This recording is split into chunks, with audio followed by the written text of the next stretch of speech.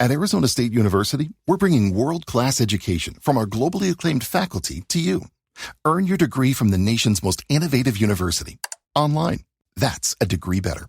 Learn more at asuonline.asu.edu.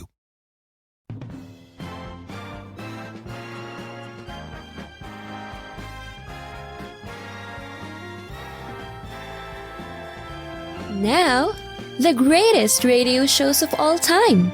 Suspense. The Shadow Node. Washington calling David Harding, Counter-Spy. Classic radio theater. The Great Gildersleeve. Fibber McGee and Molly. Dragnet. Gunsmoke. The Lone Ranger. Now, step back into our time machine with your host, Wyatt Cox. Good evening, friends of the Inner Sanctum. Drama on this Monday with episodes of Escape, the Second-Class Passenger from 1949, Parley Baer starring. We'll have an episode of Did Justice Triumph from 1947, an episode of Lights Out and the Rocket Ship, and an episode of Romance titled The Paradise Package, and we'll wrap it all up with Lum and Abner. That's what's coming up on this Monday. This is the 28th day of July, 209th day of the year, 156 days remaining. 14th Amendment, which established the citizenship of African Americans and guaranteed due process of law, was ratified on this date in 1868. Austria-Hungary declared war on Serbia on this date in 1914, precipitating the start of World War I. Herbert Hoover ordered Douglas MacArthur to evict the bonus marchers from their camps on this date in 1932. The World War I veterans were seeking additional payments from the government. It was on the foggy morning of Saturday, July 28, 1945, Lieutenant Colonel William Smith piloting a U.S. Army B-25 bomber through New York City when he crashed into the Empire State Building at 9:45 in the morning. Two girls at work in the 73rd floor were Miss Edith Iverson of 857 Fairmount Avenue, St. Paul, Minnesota, and Jean Fagan of 3 East Bank Street, Chicago. They were at work in the Empire State offices of the North Central Broadcasting System. And they are now at the Mutual Newsroom microphone here in New York to tell you in their own words what happened.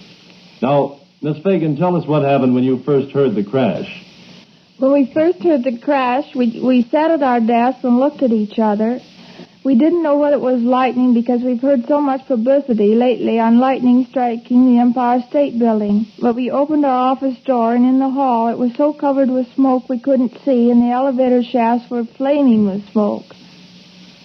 And tell us, what was your reaction, Miss Iverson? Well, I, too, thought it was lightning. We found the service stairs finally and began to walk down. There were only 2 other girls on the floor.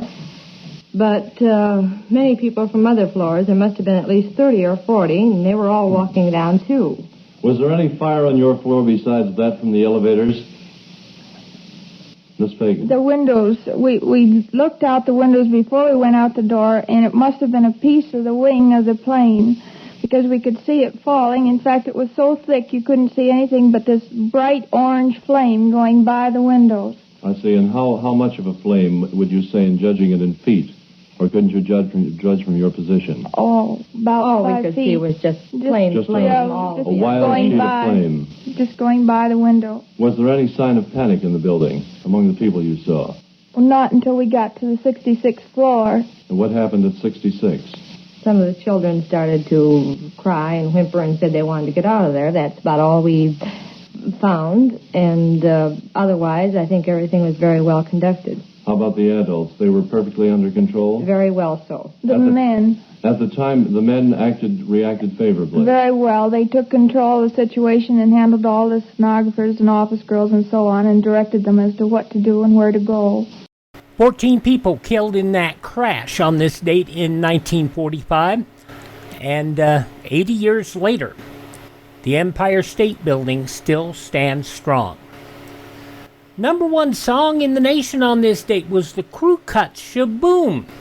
Now, the song, written and originally performed by the Chords, a black R&B group, at the time often white artists performed sanitized versions, cover versions of music originally performed by black artists. That is something that we have finally gotten away from. Thank goodness. It was on this date in 1965. 60 years ago today, President Johnson ordered another 50,000 American soldiers into the Vietnam War. We do not want an expanding struggle with consequences that no one can foresee, nor will we bluster or bully or flaunt our power. But we will not surrender, and we will not retreat. The call-ups brought the total force up to 125,000 in Vietnam. It would take his successor president, Richard Nixon, to get America out of the Vietnam War. And they say that Republicans are the ones who are warmongers. Go figure. 23rd Olympic Games opened in Los Angeles on this date in 1984, minus 14 Eastern Bloc nations who boycotted the Games. They did boycott those 1984 Games because the U.S. boycotted the 1980 Moscow Games due to the Soviets' invasion of Afghanistan. Just like 1980, our pulling out and quite a few countries supporting us reduced the 1980 Games to nothing more than a regional competition. It's going to be somewhat the same way. It will not be an Olympics in the true sense of the word. Olympic spokesman Al Order, himself, a 4-time Olympic champion in the discus. First athlete to win a gold medal in the same individual event in 4 consecutive Olympics. And he had to tell America that all these people weren't coming because we didn't go to Moscow. Go figure. 1987, Attorney General Edwin Meese told the Congressional Iran-Contra committees that until he broke the news to President Reagan in 1986, Mr. Reagan had been unaware profits from arms sales to Iran had been turned over to Nicaraguan Contra rebels. We had found evidence of a diversion of funds from the Iranian initiative to the freedom fighters in Nicaragua. And the president was quite surprised and indicated he had not known anything of this. 23 years ago today, in 2002, 9 Pennsylvania coal miners rescued after 77 hours of being trapped in a mine shaft. One of those miners, Blaine Mayhew, had been preparing for death. Water started rising, and we was running out of room, so I asked the boss if he had a pen. I said, well, I want to write my wife and kids, to tell them I love them. On this date in 2009, the Senate Judiciary Committee approved Sonia Sotomayor to be the first Hispanic justice on the Supreme Court. And 9 years ago today, Hillary Clinton became the first woman to accept a major party's nomination for president at the Democratic Convention in Philadelphia. I accept your nomination for President of the United States. Hillary would lose to Donald Trump, and it proved something. It proved that polling, as it had been in 1948, was deeply flawed. A lot of things have changed since then in the way polls are conducted. They are still not good, but they're better. And it was 3 years ago today, catastrophic flooding devastated eastern Kentucky, 45 fatalities, damage to thousands of homes and businesses. Among deaths on this date in history include the poet Cyrano de Bergerac, composer Antonio Vivaldi, the composer Johann Sebastian Bach, actress Marie Dressler, actor Sam Edwards, pro wrestler Carl Gotch, legendary man, and actress and singer Eileen Brennan. You remember her from Private Benjamin, and she was in the first couple of seasons of Rowan and Martin's Laugh-In. Let's look at people who were born on this date but who have left this mortal coil. They include author Beatrix Potter, entertainer Rudy Valley, your time is my time, the man who invented the disappearing lids, Earl Tupper, the inventor of Tupperware, composer Carmen Dragon, First Lady Jacqueline Kennedy Onassis, and from the Mary Tyler Moore Show and Everybody Loves Raymond, Georgia Engel, all those folks born on this date, and they have passed on to the next level. Hi, this is Jeff Foxworthy. It is now time for the birthday announcements. The following people are now officially older than dirt.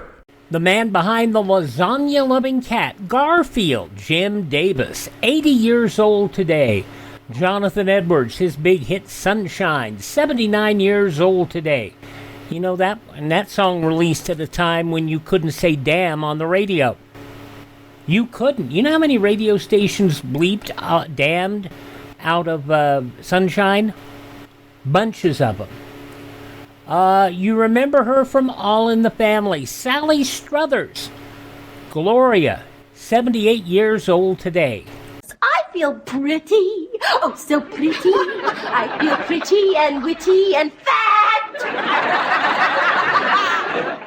Her biggest success was in All in the Family. Sally Struthers, 78 today. She got caught up in the college admissions scandals, but her success also in Full House. Lori Loughlin, 61.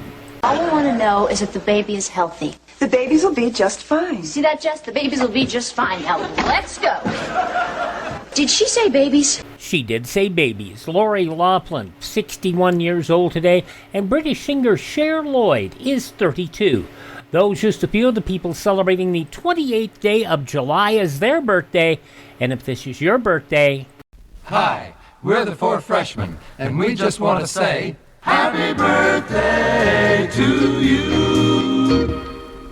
And I'll go back 76 years to hear a great episode of Suspense starring a gentleman that we don't always think of as dramatic work, Parley Baer, as the second-class passenger. That's next here on Classic Radio Theater with Wyatt Cox.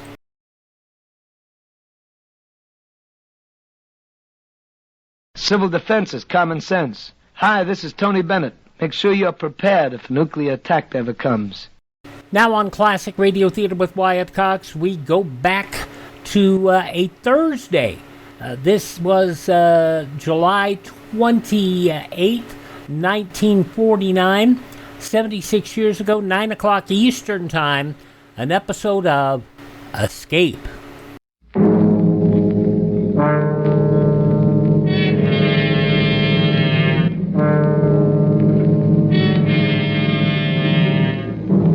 You are trapped in the native quarter of Mozambique, with the police closing in on you, while at your feet lie 2 dead men, and standing beside you is a sultry girl who offers you escape.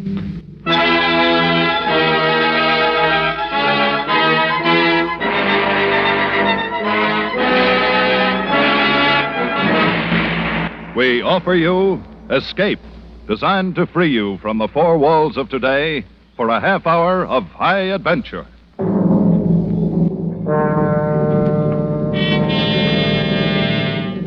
Tonight, we escape to Mozambique in Southeast Africa, and a fantastic series of adventures, as Percival Gibbon tells it in his story of the second-class passenger.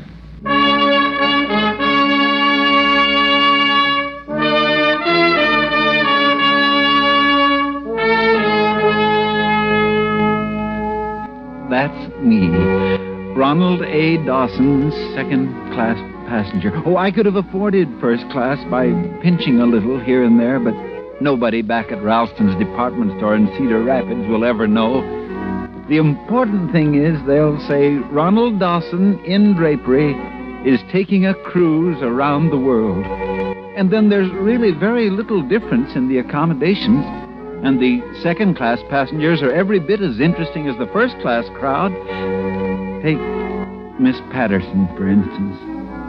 You'd look far to find a more charming, likable, and altogether desirable young lady.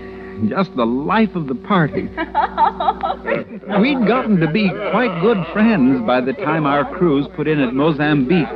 Although the competition was always stiff, I can tell you.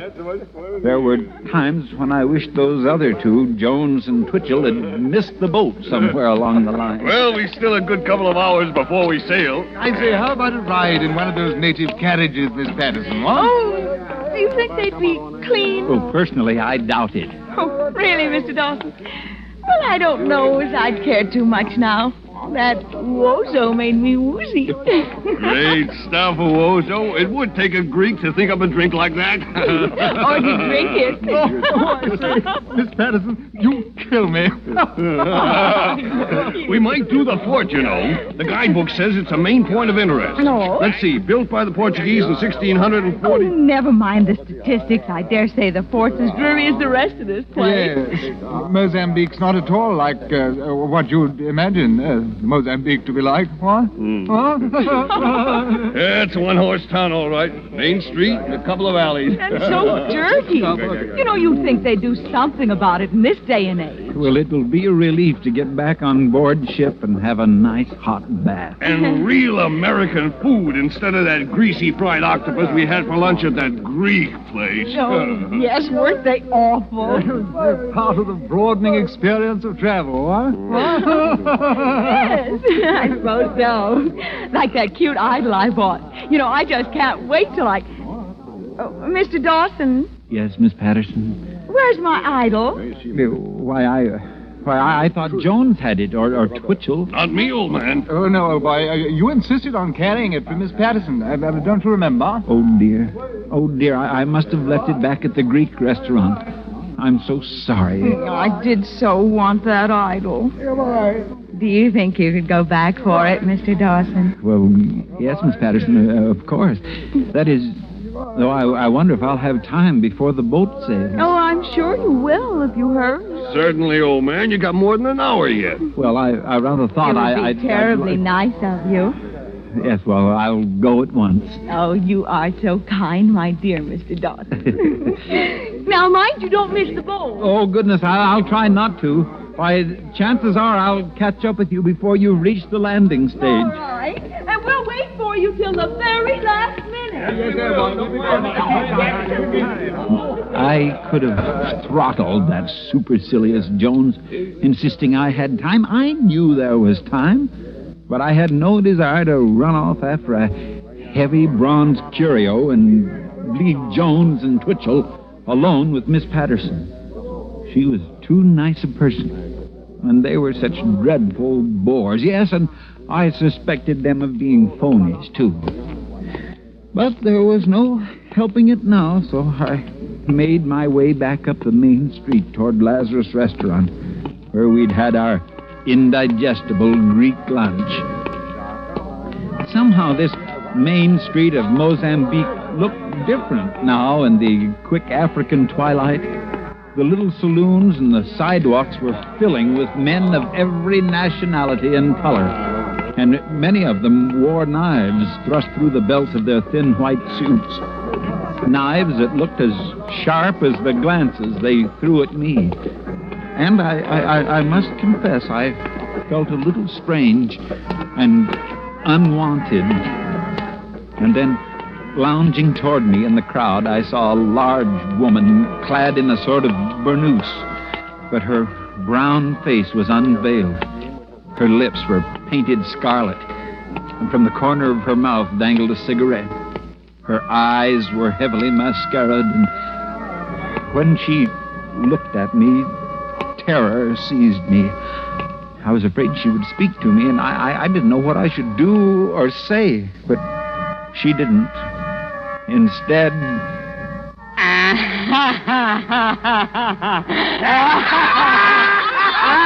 She laughed. And the way the loiterers responded, I was convinced that they were laughing with her at me. I must say I was relieved to reach the entrance of Lazarus Restaurant. Hey, Jerete. Good evening, sir. La mesa. A little dinner for the gentlemen? Well, no, thank you. You see, as a matter of fact, I just lunched here today. And very good, excellent meal. Yes, well, I left a curio here, probably under the table. Did you find it? Curio? Yes, some sort of a bronze god. It was wrapped in newspaper. Ah, yes. Iverson. We got him right here for you. Oh, have you? Well, that's good. I'm in a hurry to get back to the boat. Yes? You better hurry. Pretty soon she rain. Rain? Why, there's not a cloud in the sky. You see. Every night she rain in Mozambique. Yes, well, you ought to know, but I still doubt it. Yes, well, here, buy yourself a cigar. Aristo. Yes. You hurry quick before she rains. Oh, don't worry about me. I'm not made of sugar, you know. Well, in just the few moments I had been inside the restaurant, night had fallen. That sudden nightfall of the tropics. I looked overhead and clearly saw the stars. Thinking what a bad weather forecaster that Greek was, I tucked Miss Patterson's silly bronze idol under my arm and started off for the waterfront. I hadn't gone 200 yards when a large, warm drop of rain splattered on the back of my neck and then 2 more on my hat. And before I could take cover under an arch, it was raining like Iowa in April. It didn't look like it would let up soon, and I wondered if there might not be a shorter way to the waterfront than the long walk down the main street and then the long way to the left along the docks. Surely one of these alleys that turned off to the left would lead me directly to the harbor and the landing stage. So I left the protection of the archway and turned into the alley at my left.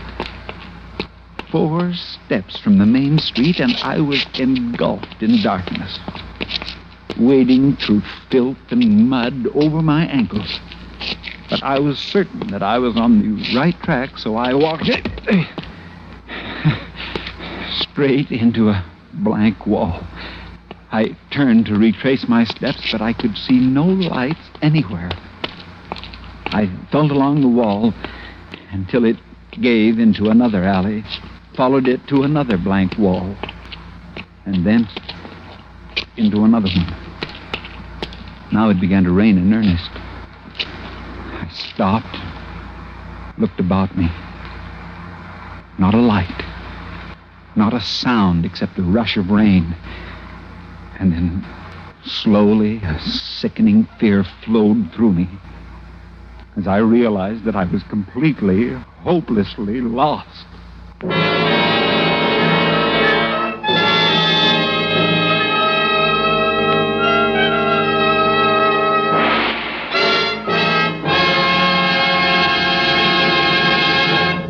For want of a nail, the shoe was lost. For want of an angle, the job may be lost. Every Friday night, reigning stars and rising stars of show business bring their best acts to CBS and get advice for improvement from 3 top showmen, Clifton Fadiman, Abe Burrows, and Broadway playwright-director George S. Kaufman. It provides an unparalleled hour of entertainment, plus an unusual look at the inside of show business. The program, This is Broadway. The time, Friday nights. The station, most of these same CBS network stations. Don't miss This is Broadway. And now, we return to the second act of Escape and tonight's story, Second Class Passenger by Percival Gibbon.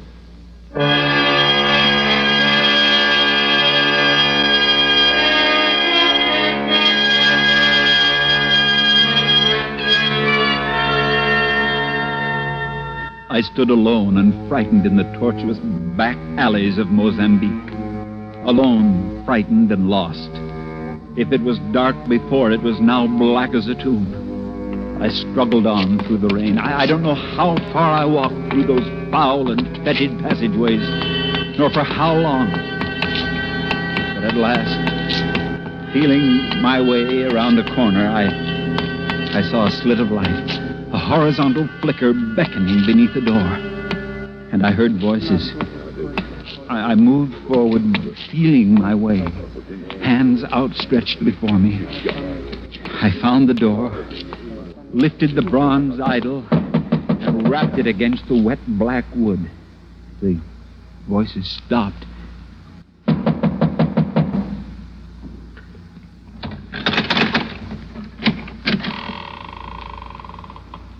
What do you want? I've lost my way. I'm wet through, and I don't know where I am. Would you please let me in? Yeah. Of course you may come in. You aren't exactly whom we expected, but come in. Come in. What is that? I beg your pardon? That parcel you are carrying. This. It's a curio, an idol of some sort. A friend of mine left it at a restaurant You just down... are a tourist from the cruise boat? Why, yes. Yes, that's right. How did you know? What are you doing here so late, so wet? The boat sails soon. Yes, I know. I was trying to take a shortcut to the landing stage, and I got lost somehow. You see, I came ashore with some friends from the second class. I left them to come back and fetch this idol. Give the young man a chair, Yagun. Oh, thank you. Oh, but I must go on. If you can just direct me You could to where never I'm... find your way in this rain. It will not stop for a while yet. You may as well wait here. Well, that's awfully kind, but we may be able to provide some entertainment for our second-class tourists as soon as Marlene's friends arrive. Friends? The police are not my friends. You led them to us. You are responsible for the police search, not I. Please, you have been stupid to kill a man for no reason. Stupid, am I? You use a knife, you get caught, you go to prison. Why don't you talk with the prefect of police again? If you could just give me directions. For living a gun with work, sometimes with jail. I have paid. Now it is your turn. You could help us once more. Only once more. We could be out of this sewer and down the coast to Laurenzo Marquez or Cape Town. Well, why don't you help us once more? Yes, why? Always you say once more, once more. Now there is no more. You are a she-pig, a defiled and debauched daughter I beg your pardon, sir. What? That's no way to speak to a lady. What? I'm serious. I don't like to hear such language used to a lady. I must ask you to apologize. What have you got to do with all this? You just came in out of the rain from the second class. Don't fight with him. There's trouble enough already. But what right has he got to come in here? Yesterday you stabbed the Egyptian. What of it? Don't stab this one. You want the police to find you here with a corpse? A corpse? What does it matter how the police find us? We wait for them. Because we have no choice. You put them on us. We should do away with you. Why do you lie, even to yourself? Why must you hide your own blame behind my skirts? You are not man nor beast. You are just... Don't go on. Don't you dare say. There! You are just a cochon. No one says that to me. He got a knife. Thief! No, you don't. Why, you meddling American fool. You've killed Stand back, or I'll brain you with this idol. With my own hands, I'll... He forgot. I carry a knife. I've killed a man with this little curio, and you've killed another with your knife. 2 men murdered. I must get back to the ship. The ship we can worry about later. First, we must get out of here. The police will arrive any minute. Police? Yes. Come, it is not raining so hard now. Yes, Oh. Quiet. It is the police. They have come for these 2. They will be on both sides of us here. Hold my hand. Yes, Stand perfectly still. I will tell you when it's safe to move. Now, they are all around us so they won't hear us. Come, now. Where are we going? We are escaping. But if you know from what we are escaping, you would not care where. Hurry. Hang on to my hand and hurry.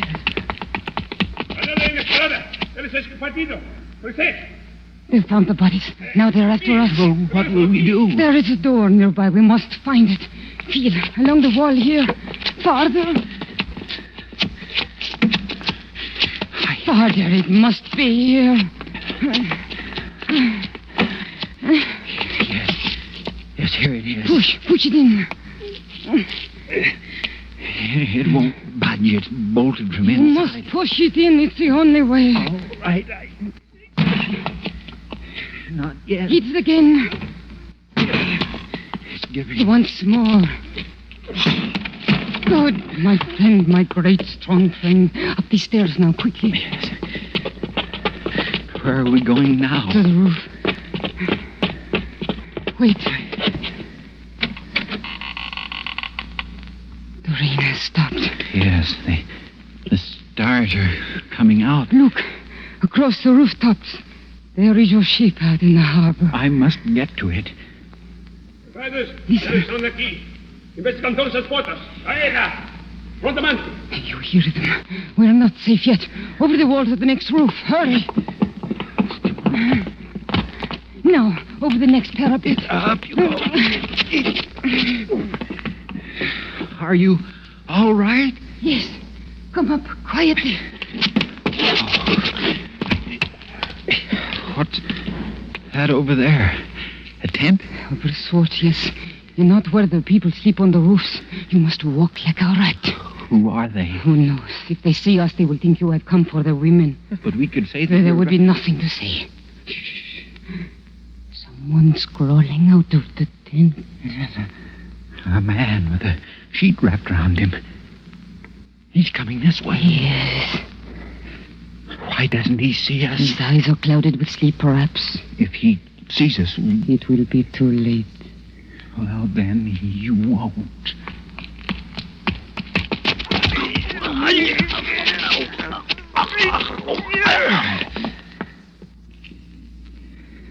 There. That took the fight out of him. Take this, my little knife. Just a prick and he's quite safe. No. He's still enough now. He can't harm us. It was splendid. With only the bare hands to make an armed man. Armed? I didn't know he was armed. Of course. That you may always be sure. Look, there in his belt. A dagger? Yes. You are truly magnificent, my friend.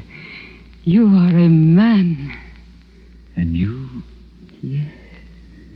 You are a wonderful woman.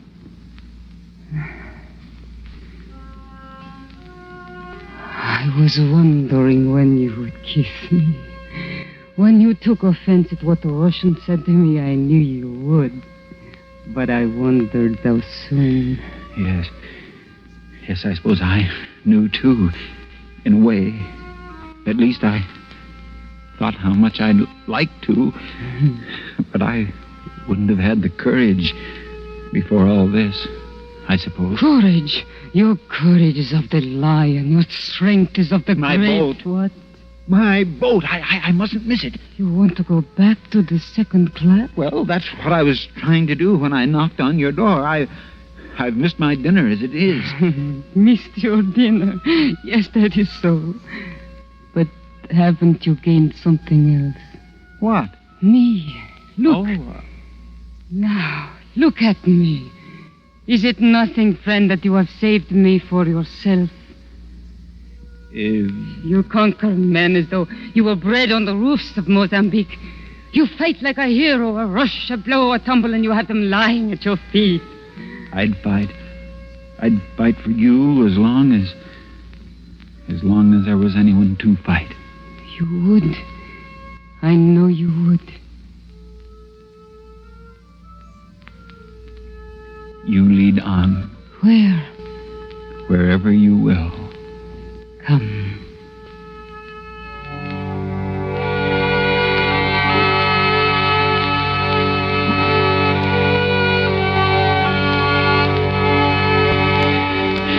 You know, I don't expect anyone to believe this.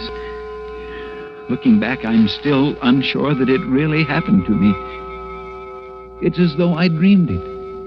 I don't know how many roofs we crossed after that, a dozen, perhaps maybe 20. I don't even remember the great ship lying out in the harbor, her lights blinking with the comforts of civilization. All my senses were focused on this slim, breathtaking figure leading me across the rooftops to a shadowy destination in which only one thing was certain. She would be there. I suppose in that moment, armed only with the blood-stained bronze idol, I was invincible.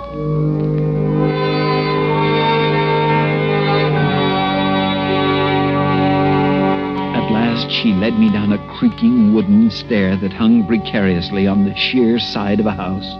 And once more we were in the mud of a gloomy alley. We made our way down the alley and out into a little square where a night breeze rustled in the palms and smelled of the sea. And across the way, a dim light showed through a big open door. The little church is San Sebastian. Oh. Espera, ¿dónde va? No, the police. After all this? No traten de fugir. ¿Qué pretende você comigo? Tem comissão de traga-me, senhorita. Oh, ¿por qué eu fiz nada? Talvez, viramos. Já vamos. Oh, capitão, eu Pepe não possível de pensar. Non este ocasione, signorina, indo con la polizia. What does he want? He says he won't let me go. The devil he won't. What does he want you for? Oh, my friend, these little policemen, they always arrest me when they get a chance. It is tiresome. Bastante. Cale a boca. Vamos. No. Take your hands off her. Leave her alone. Outra palavra, senhor. E prisão por ti também. Run before he can get to his feet. Yes. No, not that way. No. Into the church to sanctuary.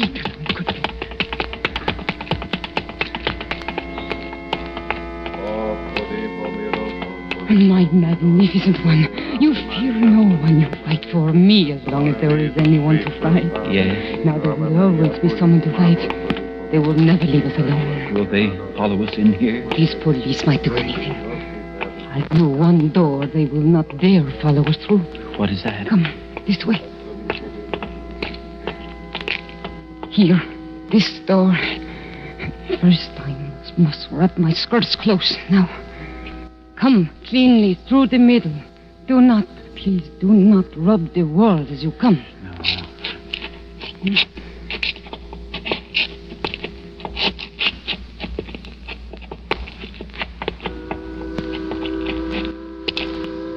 There, we are safe for a while. They will not follow us through that door.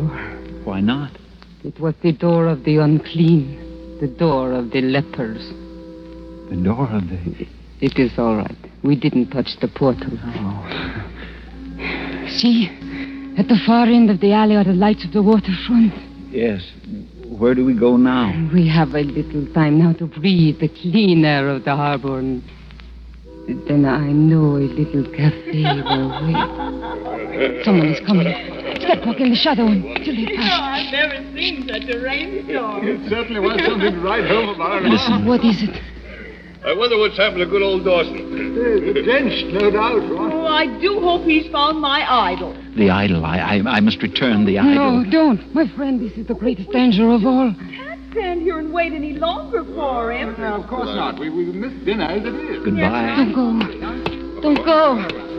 Don't go. In there to eat, because I'm just starving to death. Hello there.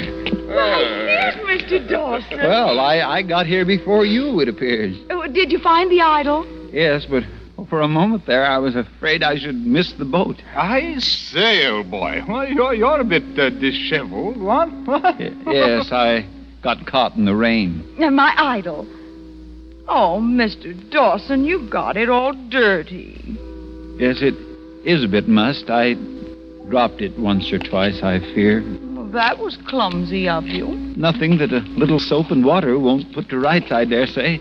Well, we better hurry along. I'd hate to spend any more time in this dreadful place. So should I. Whoa, there's the whistle. That's the last warning, no doubt. Come on, everybody. Yes. Are you coming, Dawson? Don't stand there mooning. We'll miss the boat. Yes, in just a moment. I say, is there someone standing over there in the shadow of that alley? I'm not sure. I thought for a moment... I could have sworn that I saw you wave goodbye to someone. Well, perhaps I did. To Mozambique, to adventure and romance. What? Oh, I say, that's good. That's very good. Adventure. Yeah, romance. What? In this pest hole? Twitchell, what would you say if I told you I had just killed a man, fled over the rooftops of the city, made love to a beautiful woman, fought the police, escaped through the leper's gate, and... Heavens, Dawson, I'd said that you had the wildest imagination I'd ever heard of. Nothing like that ever happens to a second-class passenger. Huh? No, I suppose you're right. Nothing like that ever happens to a second-class passenger. Come on, Dawson, we'll miss the boat!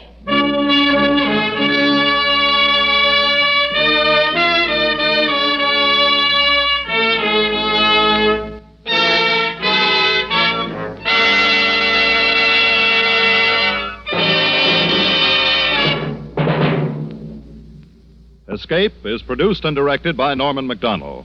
Tonight we have presented Second Class Passenger by Percival Gibbon and adapted for radio by William N. Robeson.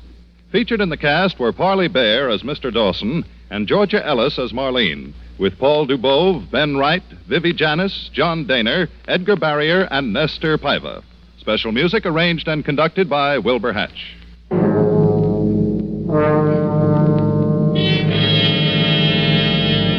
Next week. You are located on a remote plantation in the crawling Amazon jungle, and an immense army of ravenous ants is closing in on you, swarming in to eat you alive. A deadly black army from which there is no escape.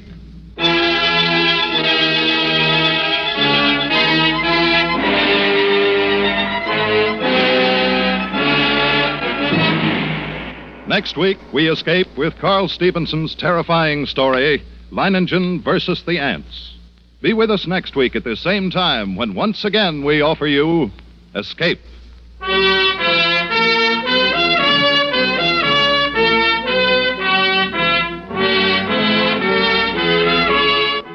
"76 years ago, July 28th, 1949, Escape. That Thursday night was a busy one on CBS. At 8 o'clock, you had Broadway Is My Beat, followed by Mr. Keen, Tracer of Lost Persons, with Escape at 9 o'clock. At 9:30, Crime Photographer, Casey Crime Photographer. The First Nighter program at 10, and an orchestra program at 10:30. That probably was the most fun over on the network. NBC had Silent Partner, followed by 8 by Request, The Nelson Eddy Show, The James and Pamela Mason Show, The Fred Waring Orchestra, and at 10:30, a brand new show, still trying to find its audience. Some fella named, what was his name? I can never think. Yeah, Webb. Jack Webb. Dragnet. Brand new show. Yep, that was what was on the radio on this night 76 years ago. We continue on classic radio theater with Wyatt Cox now, as we will move to 1947, a year or 2 years earlier, with an episode of Did Justice Triumph?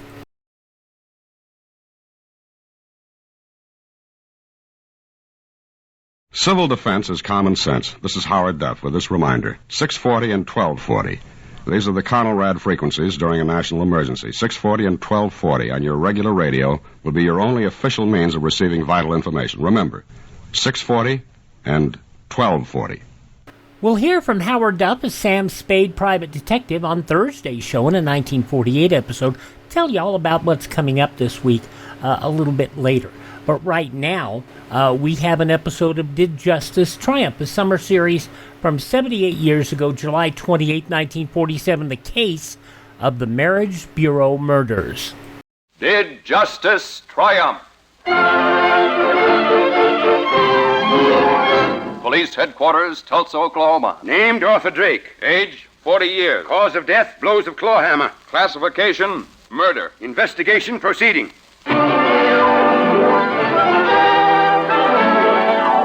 The Mutual Broadcasting System presents another thrilling case from the files of True Justice Stories, followed by millions of readers each week in the New York Sunday News and its syndicate. Tonight's case, The Marriage Bureau Murder. Tonight's true case history of crime begins on a hot, sultry morning in June 1944. A large interstate truck rumbles along the dry roads of Oklahoma. Lonely roads, for it's early in the morning. The truck driver yawns, turns to his assistant. Hey, Ed. Wake up. Wake up. Morning already? 8 o'clock. Time for you to take over. You're sure a clock watcher, Bill, if I ever saw one. Anyone's a clock watcher if he's been driving all night. Okay, stop the truck and we'll change seats. I'll sure be glad when we get to Texas. Me too. I got a date with the cutest little babe I ever saw down in San Antonio. Hope she's got a friend. I think I can fix it up. Well. Hey, Ed, look at that. What? Where? Over there, side of the road. Well, looks like a woman. Come on. It is a woman. Was. Gosh. Horrible. What do we do? We gotta tell the cops about this right away. Bill, where are we? Not far from Muskogee. I saw a farmhouse back a ways. We'll phone from there. Bill? Yeah. She's been murdered.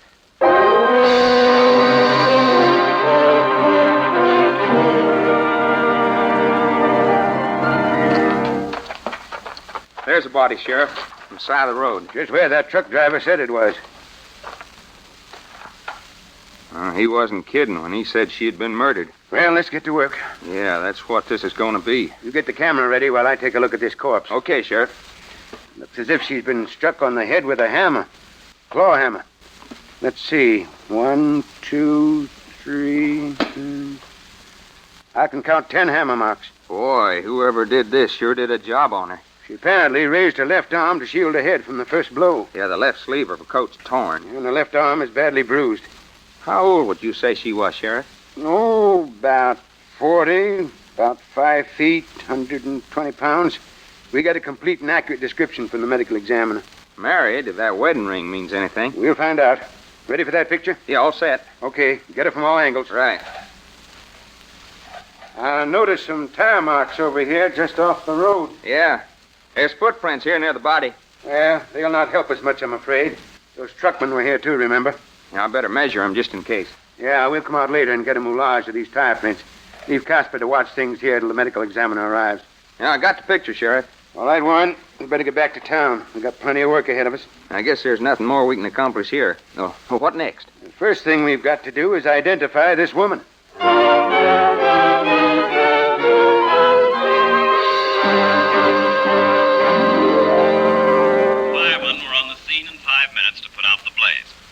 Now, here is the latest on this morning's Oklahoma murder mystery. The body of a woman was found this morning at 8 a.m. on Route 69, 8 miles north of Muskogee. State and county police working on the case believe her assailant was a man, possibly her husband, who may have been seen traveling with her in a moderate-priced automobile. Tire tracks of the car, as well as a man's footprints found at the scene of the crime, lead to this conclusion.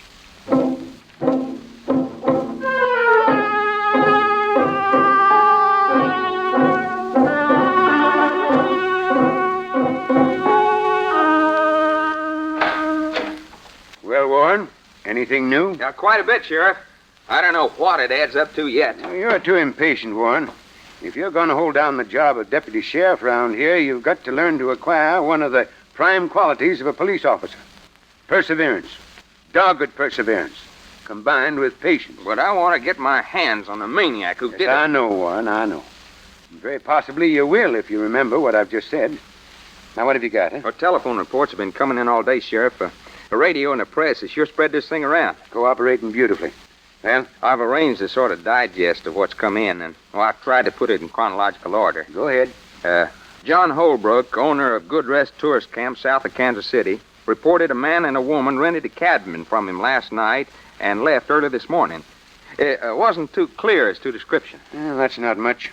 Go ahead. A service station at Fort Scott, Kansas, reported a man and a woman in a 1941 Ford coupe stopping there for gas at 6 a.m. A Columbus, Kansas cafe reports a man and a woman in a similar Ford coupe stopping there for breakfast at 7 o'clock this morning. Yeah. And get this, Sheriff.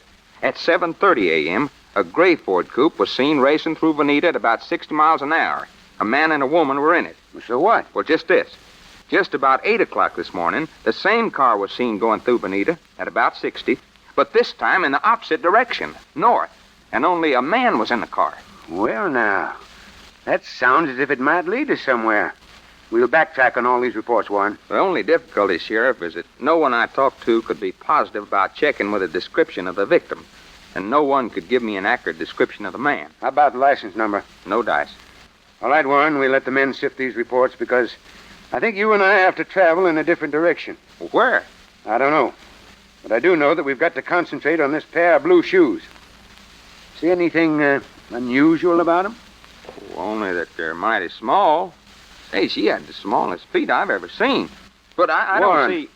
Don't you realize that the only label we found on anything the woman wore is on this pair of shoes? Yes, but Richard's shoe shop, wherever it is, might have sold 1,000 pair of shoes like this. But you yourself have just remarked that these shoes are unusually small. Now, this is the only thing remotely tangible that we have to work on. We're going hunting for Richard's shoe shop. Okay, Sheriff, but that might take us on a tour of the whole United States.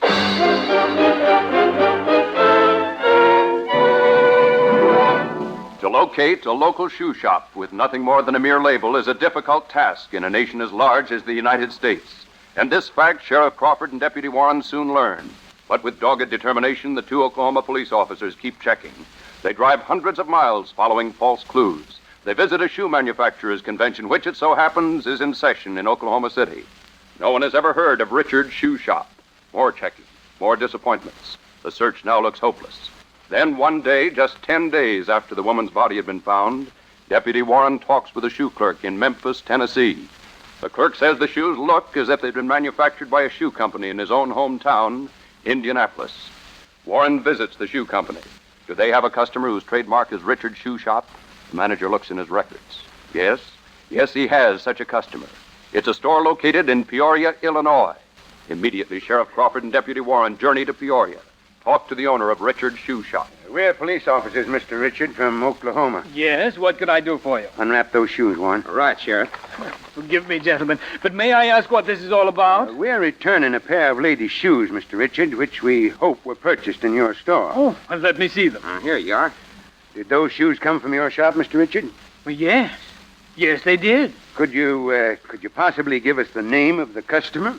Well, sir, I don't know whether I can or not. You see... You're afraid of getting someone into trouble? Well, you might call it that. Of course, I don't want to seem uncooperative, but... Warren, got that picture handy you took of the body? Oh, here. Was this your customer, Mr. Richard? What? Well, that's Dorothy Maxwell. She's dead? Yes, Mr. Richard, she's dead. That's why we're here. Oh, I see. And did you sell her these shoes? Yes, I did. How do you know? Well, because of the size and because of the extra high heel. The size, huh? Yes. Dorothy, she was one of my regular customers. She wore a size 3 AAA. We had a terribly difficult time fitting her. Oh, I can't believe she's dead. Murdered, Mr. Richard. That's why we're asking you to give us her address. You have it? Yes, of course I have. You see, she had an account with us. We'd like that address, Mr. Richard. Certainly, sir. Just a minute. Oh, I can't believe it. Our first big break, Sheriff. I told you, Warren, that patience was a necessity in our work. Patience and perseverance. But don't get so enthusiastic. We're just beginning. Here you are, gentlemen. Here's the address on this slip of paper. Now, that's her mother's house out on High Street. I'll tell you how to get there.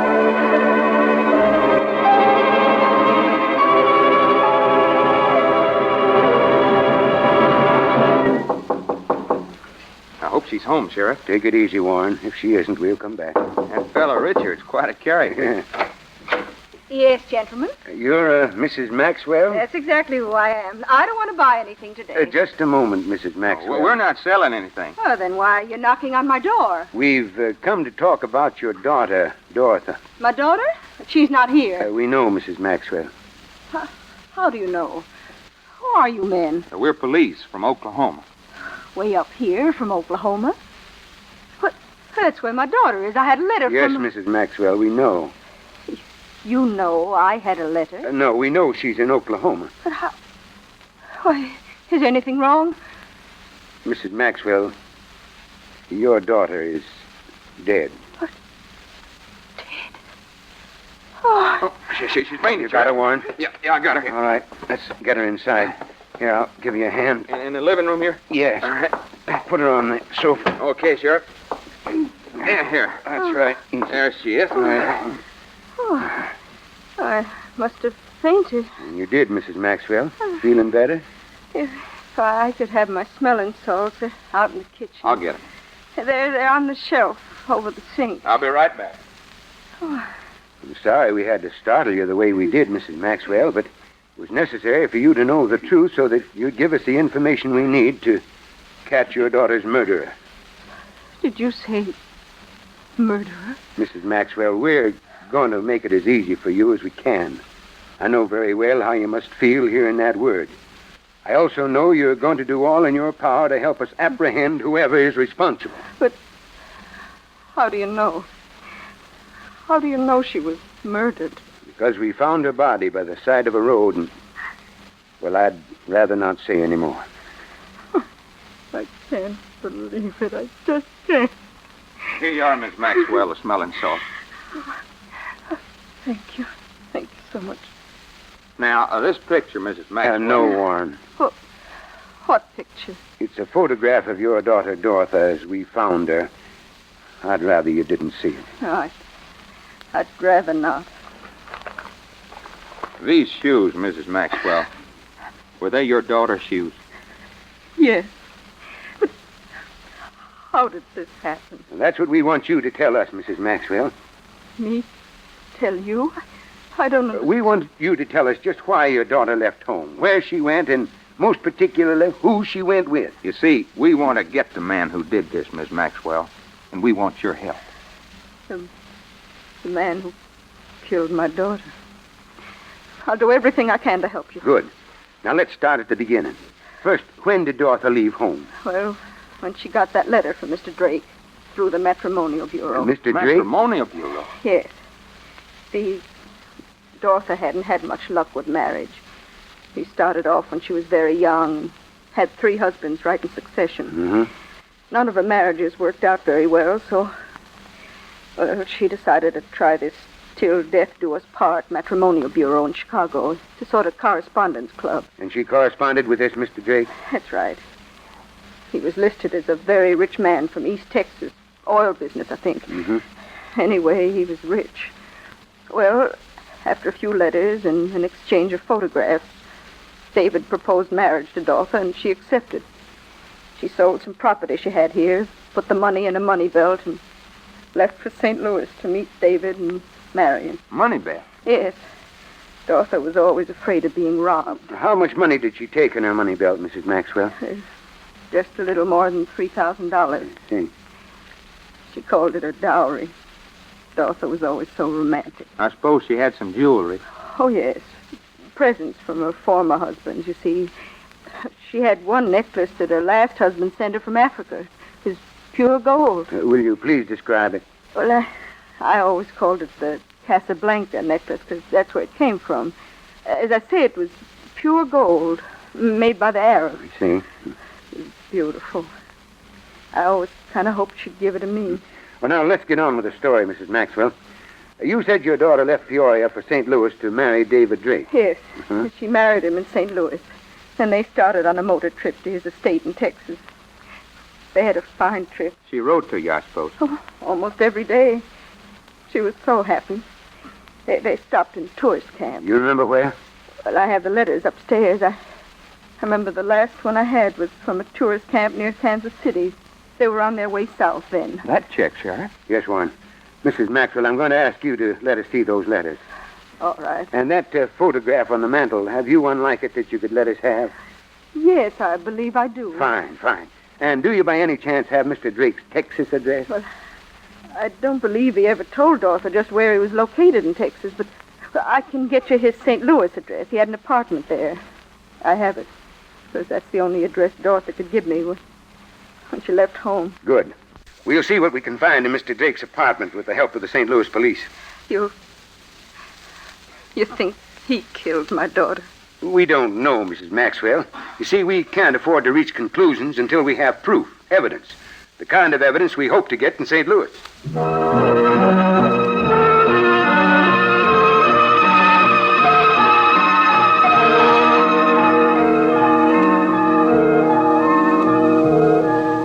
you to give us a hand, Sergeant. Glad to cooperate, Deputy Warren. As soon as I got your wire, I arranged for a search warrant for this apartment. The superintendent gave me the key. I better ring first, Sergeant. Yes, you're right, Sheriff. The super said Drake was away, but you never can tell. Maybe he's in there. He's either asleep and doesn't intend to answer the door. Might as well open up, Sergeant. Right. Now, careful, everybody. No one here, Sheriff. I'll look in the bedroom, in the back. Thanks, Sergeant. Sheriff, look here on the desk. This picture. A man and a woman. Sturgis and Mildred. In memory of our wonderful honeymoon. Looks like Mr. Drake had another wife. But I thought his name was David. He probably had several names. Let's see that letter on the desk. Addressed to Mr. Sturgis Jones. We're getting somewhere, Warren. A bill from the Till Death Do Us Part Matrimonial Bureau for an introduction to Miss Dorothy Maxwell. Things are beginning to gel. He doubtless had a deal with this bureau to use two names. No one in there, Sheriff. But I did find this photo in the bedroom. Thanks, Sergeant. Well, that's the man in the other picture, Sturgis. Yes, I think we can use this. Warren, I want you to stay here and make a thorough search of this apartment. Right, Sheriff. With the aid of the sergeant and the St. Louis police, I'm going down to headquarters and take a look through the files. After that, you and I'll head south, visiting tourist camps, trying to pick up the trail of Mr. Sturgis Jones, alias David Drake.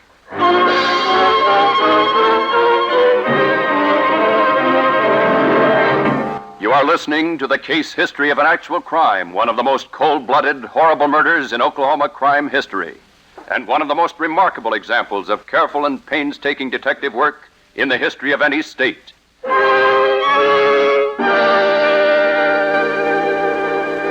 After days of disheartening discouragement, justice, personified by Sheriff Crawford and Deputy Warren, is beginning to make progress, is edging closer to the killer of Dorothy Maxwell. But who is he? Where is he? The two hard-working police officers have identified the victim. They have identified the man she married through a matrimonial bureau. But they have no evidence that this man killed Dorothy Maxwell. Armed with photographs of Dorothy and her husband, Crawford and Warren visit 5 tourist camps with no success. Then at the Good Rest tourist camp south of Kansas City on Route 69, they talk to the owner, a Mr. John Holbrook. Ever seen these two people before, Mr. Holbrook? Let me see. Yeah, I believe I have, Sheriff. Do you recall their names? Just a minute. Let me look at my register here. Yeah. These are photographs of Mr. and Mrs. David Drake. They stopped here on the 18th of June. Hey, is this the woman? This is the woman you phoned us about, Mr. Holbrook, on the day of the murder. Well, I'm sorry I wasn't able to be more accurate about the description at the time. We've so many people in and out. But with these photographs... Mr. Holbrook, do you by any chance keep a record of the license numbers of your guests' cars? Well, yes, I do. I think it's a good idea. You never know. What is the license number of Drake's car? Let me see. Drake. Ford Coupe, gray, Indiana plates. Indiana? Yep. I'll write the number down here for you. And this is a new wrinkle, Sheriff. But one I like, Warren. There you are, Sheriff.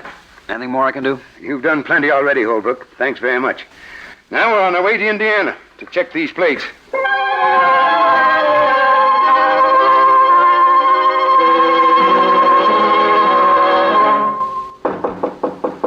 We've sure done some traveling on this case, Sheriff. Yes, Warren, and we may have to do a lot more. Yes? You, Mr. Baker? That's right. Who are you? We're police officers. We'd like to see your car. A gray 1941 Ford Coupe. Well, I'm afraid that isn't possible. Not possible. Now, listen, Mr. Baker. Just a minute, Warren.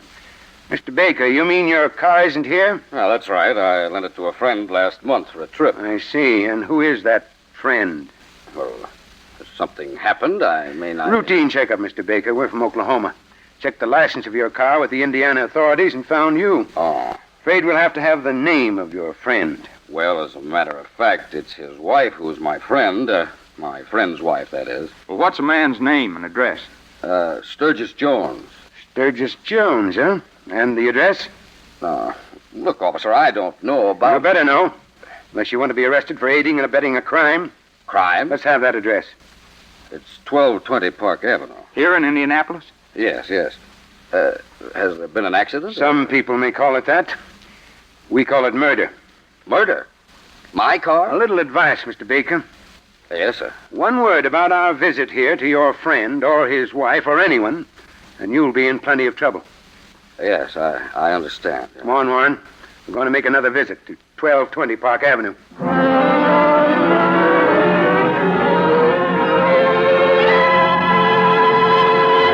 Now, Mrs. Jones, where's your husband? I don't know. I tell you, he's away on a trip. But we've got to know. Why are you officers questioning me like this? What's Sturgis done? We don't know yet, for sure. But one thing we are sure about, he's married another woman. Married another... I don't believe it. You will, Mrs. Jones. Is this your husband's picture? Where did you get that? From his apartment in St. Louis. Apartment in St. Louis? Yes. I just can't understand.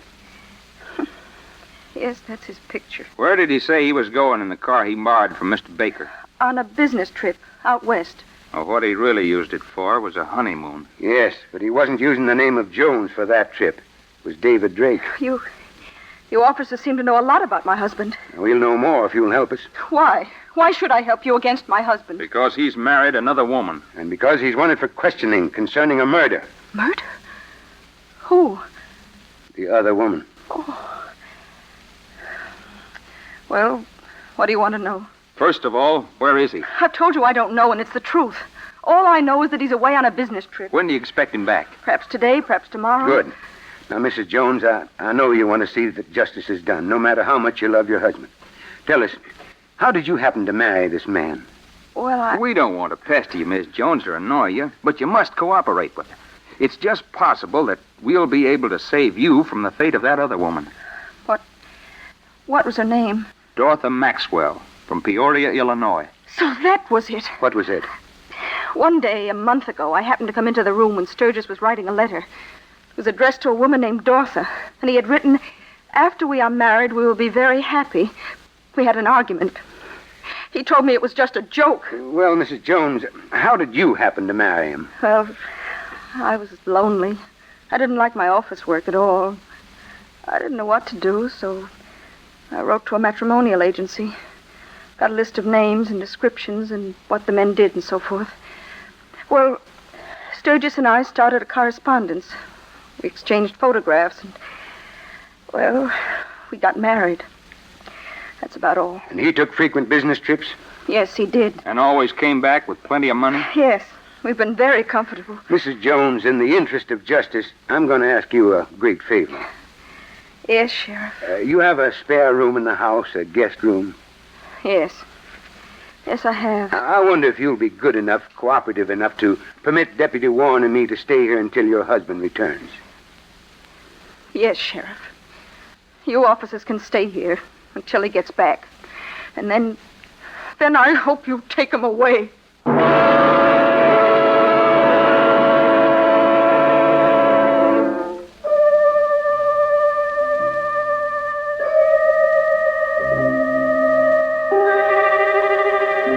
3 days pass, each day marked by a telephone call from Sturgis Jones to his wife Mildred. He is on his way home, and the two police officers wait, patiently wait, for they know now that the trap is set. But Sturgis Jones does not come home. Perhaps he's been forewarned, perhaps not. Then...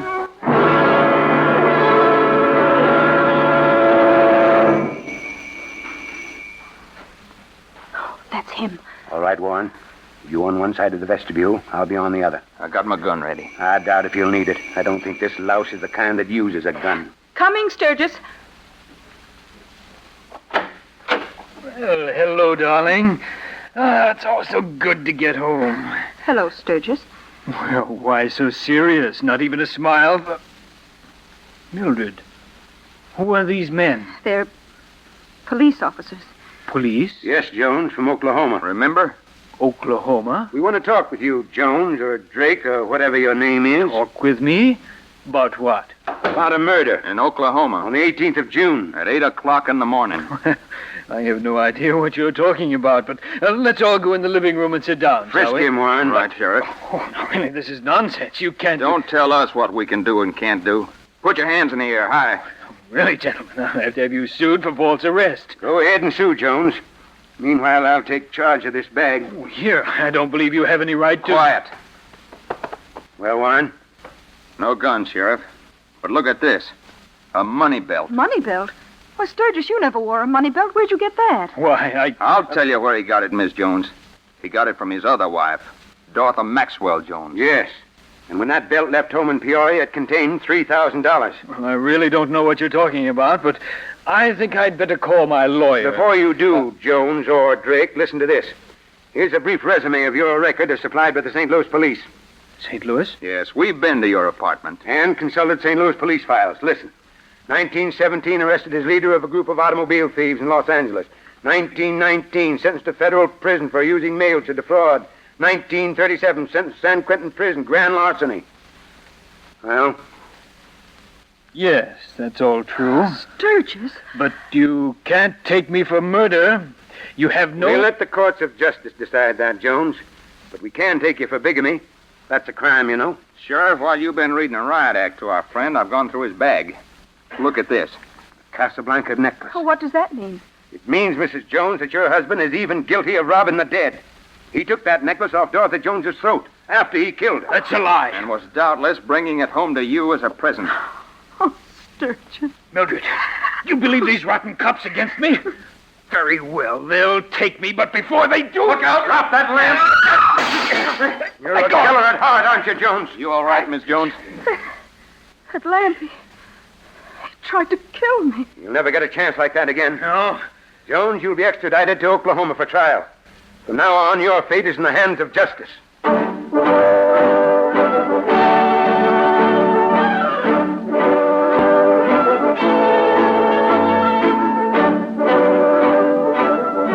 Extradition papers were signed, and Sturgis Jones was returned to Oklahoma for trial.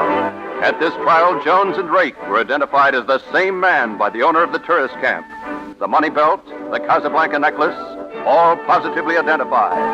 Other jewelry found in Jones's possession at the time of his arrest, identified as having belonged to Dorothy Maxwell.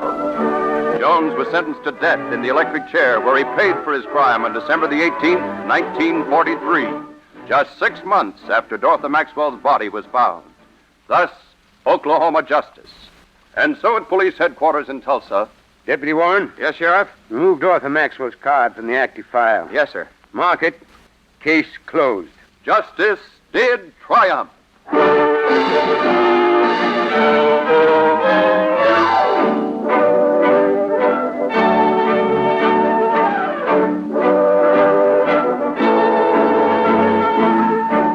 Although the names of all persons, characters, and places are entirely fictitious, and any similarity to persons living or dead is purely coincidental, this dramatization was based on an actual murder case. Next week at this time, the Mutual Broadcasting System will present another thrilling dramatization taken from the files of the True Justice series appearing each week in the New York Sunday News and its syndicate.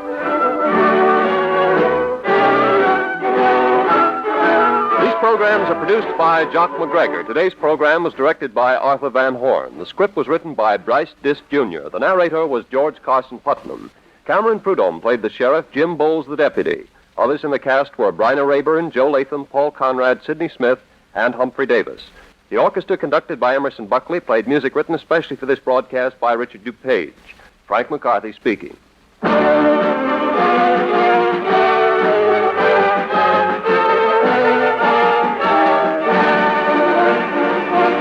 Mutual Broadcasting System.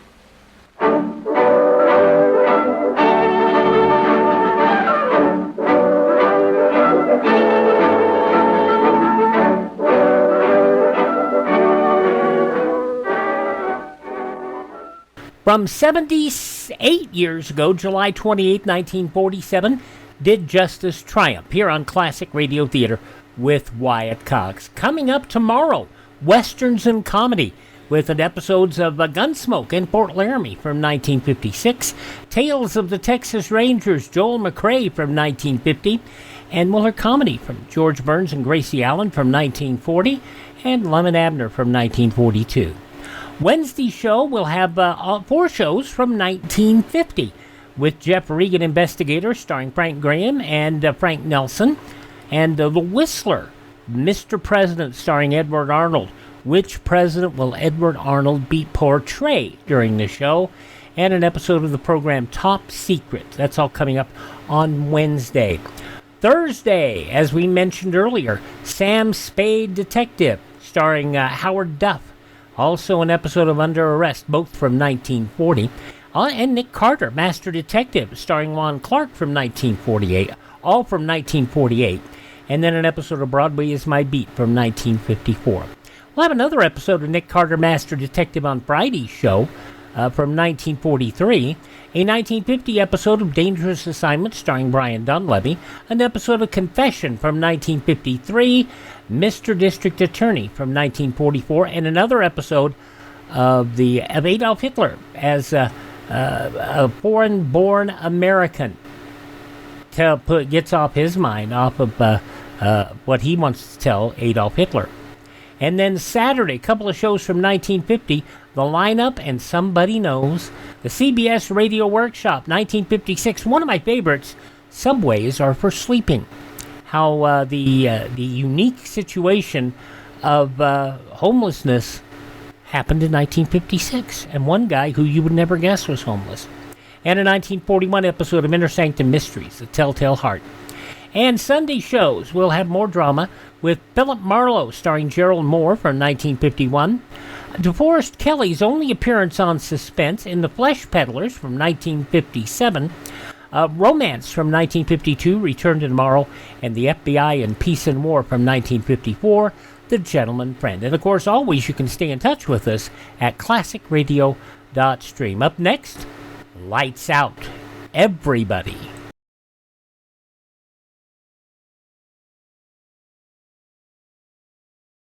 Listen and learn through civil defense. This is Johnny Cash. I'd like all of you to remember that America can withstand enemy attack if we support the emergency plans of our community and learn to help ourselves. Make sure you're prepared. Contact your local civil defense office today. And it burns, burns, burns. The Ring of Fire. Now, on Classic Radio Theater with Wyatt Cox, an episode of Lights Out going back 80 years to July 28, 1945, the story of the rocket ship.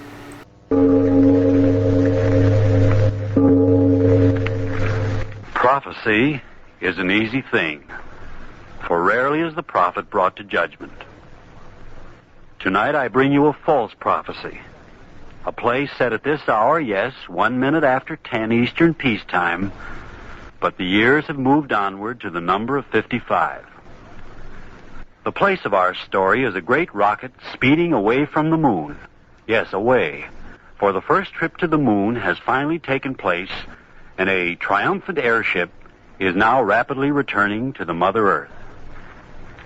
Here, then, is a story about a tomorrow 55 years hence, September 20th in the year of our Lord 2000, on board a rocket ship. A play that is, I sincerely hope, a very false prophecy.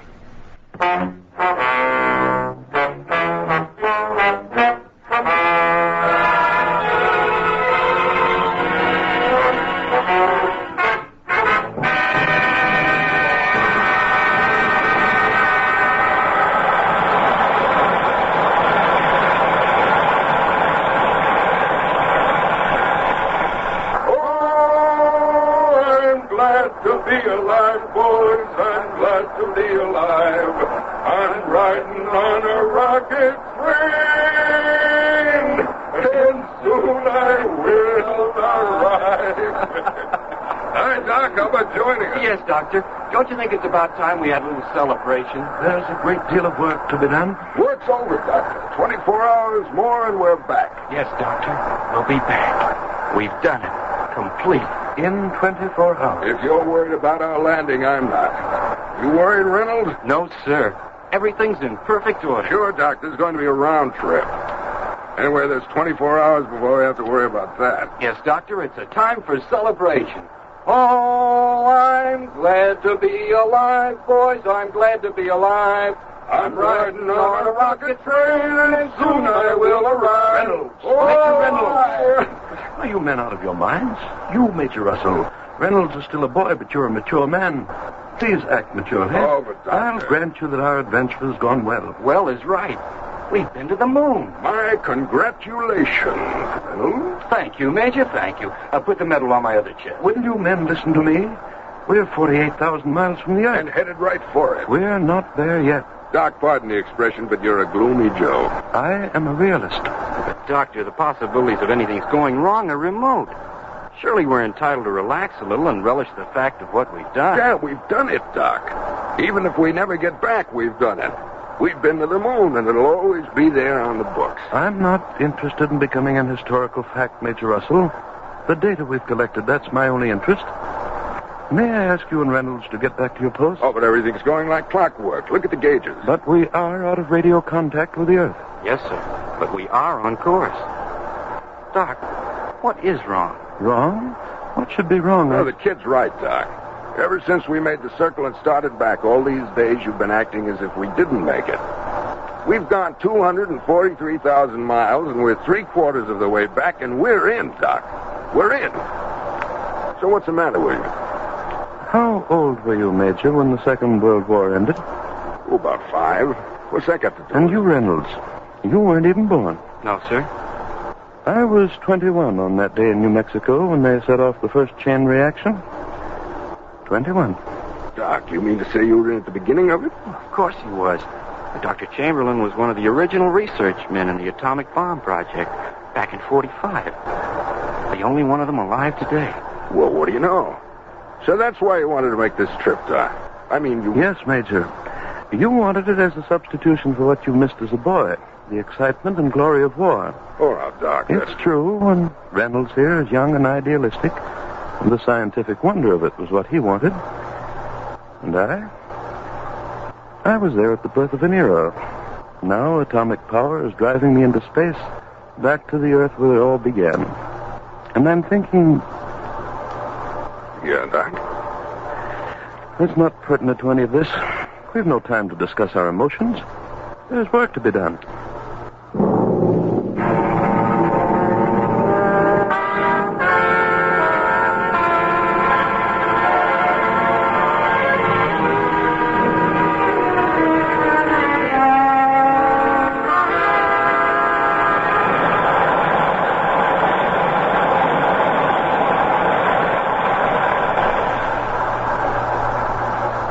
Airspeed 23,486. Airspeed 23,486. Interior temperature 68.2. Interior temperature 68.2. Well, that's it. Yes. Any radio contact, Reynolds? No, sir. How about that, Doc? Unfortunate, but not very vital. We're definitely on course. How much longer will it be, Doc? 10 hours. At the most, 10 hours. In the middle of LaGuardia Field. That's where I'd like to land. I hope not. Texas. Isn't that it? Sure. We'll hit the flats right on the nose. If the auxiliary jets work. They worked on the moon. They'll work on landing. We're the good luck boys, Doc. We can't miss. You have the optimism of a 16-year-old. Reynolds, you'd better get back to your radio. Try phone contact. Yes, sir. Major, check the jet temperatures. Right jet, 1580. Right jet, 1580. Left jet, 1583. Left jet, 1583. Speed, 24,832. Speed, 24,832. XR1 calling CQ. XR1 calling CQ. Hello? XR1 calling CQ. XR1 calling CQ. Hello? Any luck? No, sir. Put your transmitter back on automatic. Yes, sir. Why do you laugh, Major? I was just thinking about how many millions of telescopes are turned in our direction. Yes?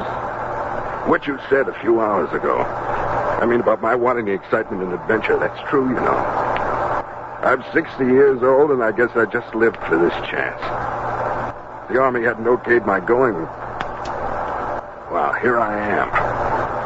Once we land, I'll admit frankly, I'm going to cash in on every bit of it and have myself a time.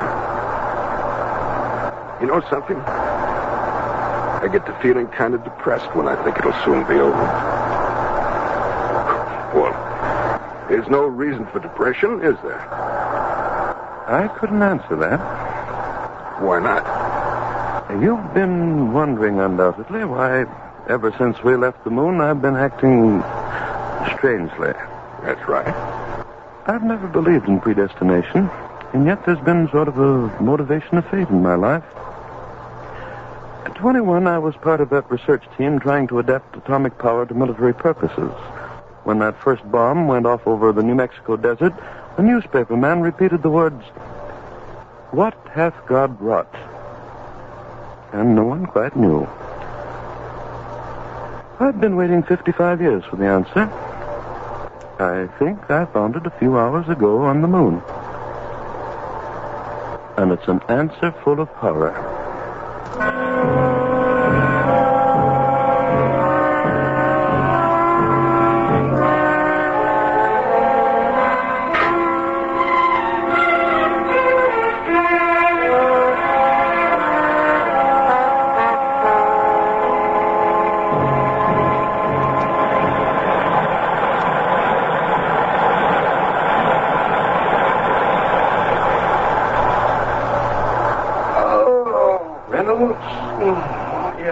Close the oxygen valve. That's why you're yawning. Oh, yes, sir. 2 points? 2 points. Oh, the Major's sure sleeping.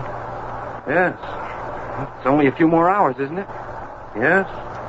Will we have to put on our compression suits the way we did on the takeoff? Yes, of course.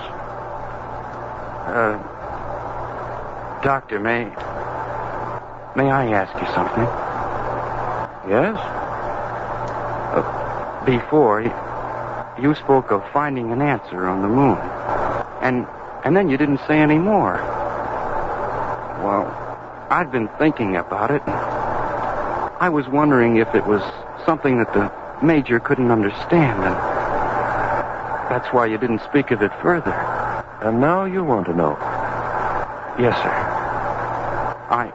I haven't lived anywhere as long as you two have, but my life has been built around atomic power.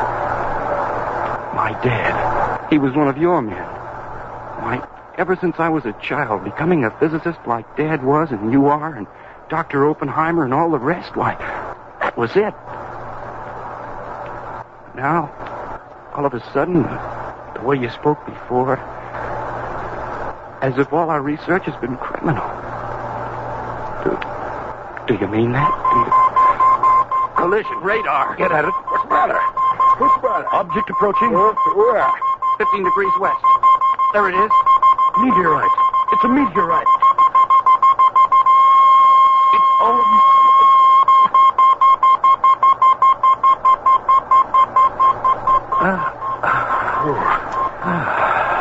That was the closest. It was indeed. Be sardonic indeed to collide with a meteorite at this point in our journey. I'd use a stronger word than sardonic, Doctor. Yeah, like fatal. It's all clear. Well, I better get back to Reynolds. Reynolds, you asked me a question before, and I want to answer it. You too, Major Russell. I want you to hear this. Sure.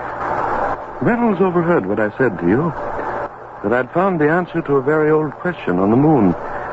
He said that he felt that somehow I thought all of the research on atomic power had been criminal. No, young man, I don't believe that. Not at all. Criminal to know more about a way of nature? No. The answer I found was something else. I hadn't even an answer, perhaps only a theory. When we came within 100 miles of the moon and then began to de-accelerate, to turn back, what did we see through the observation ports? Well, Doc, we saw... No, please, let me tell you what I saw. The craters of the moon. Great, gigantic craters, and as we came closer and closer, the look of them was so familiar. Not because I had seen them through telescopes and in photographs, but for some reason that I couldn't quite understand. Craters of the moon, and suddenly, at the very moment when we'd come as close as we dared and our ship swung in an orbit to return, suddenly I knew. It was a memory of another crater I had seen 55 years before in New Mexico from an observation plane high over the ground a few hours after the first atomic bomb had lit the sky with a new sun. Yes. The crater in the crust of the Earth that bomb had left was the same as the craters of the moon. Do you understand? The crater our bomb had left on the Earth was the same as the craters on the moon. So what? I don't get it. Yes, Doctor. What are you getting at? Why, the crater in that desert was 1,000th of the size of the ones you're talking about. I suddenly began to think. Was it not possible that the moon had gone through the same evolutionary processes as our Earth before our Earth? Yes. Wasn't it possible that men had come into being on the moon, developed their own civilization, had known scientific progress, even as we have, but long before we Earthmen had known it? Say, Doc. You do understand. These men of the moon had discovered the secret of atomic power long before we did, and then had used it to blast and to tear each other. Yes. And the craters on the moon, that terrible devastation, was the record of the destruction of their civilization. A final war which had burned up the very atmosphere and left the moon a dead planet circling endlessly through an airless sky. All right, Doctor. Presuming your theory is correct that the moon men had started through a war, a chain atomic reaction that they couldn't stop, well, what of it? It indicates that they were fools. Yeah, that's it. Fools. Are we any wiser?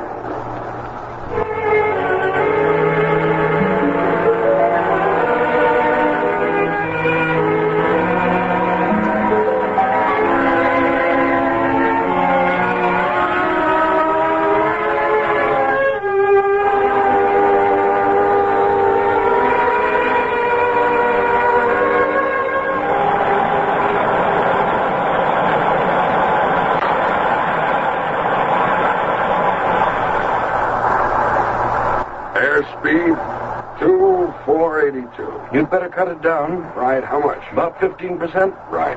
You get anything, Reynolds? No, sir. Would you come here a moment? Yes, sir. Will you help me with this port covering? Yes, sir. Here, there. All right. Hey, going to take a look, huh? Yes, that's it.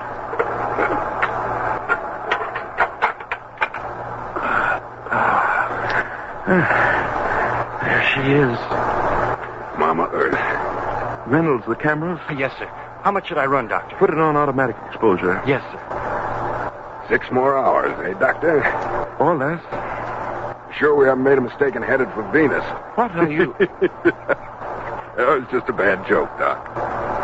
Oh, there's no two ways about it.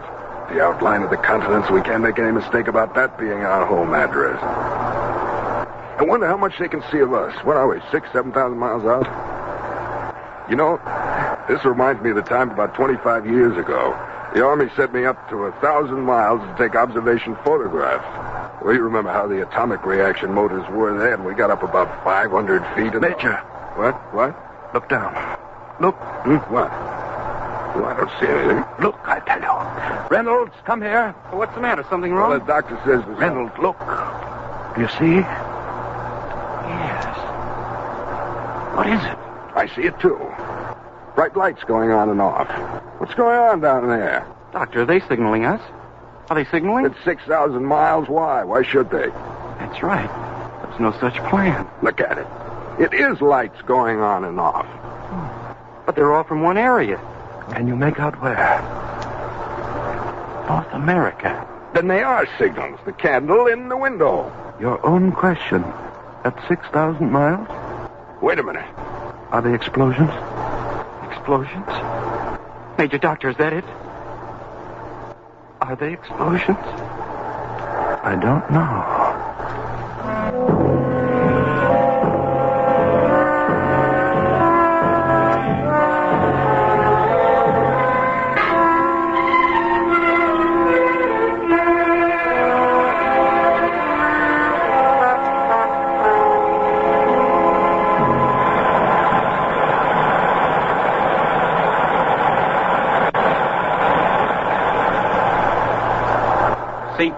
CQ, hello, CQ.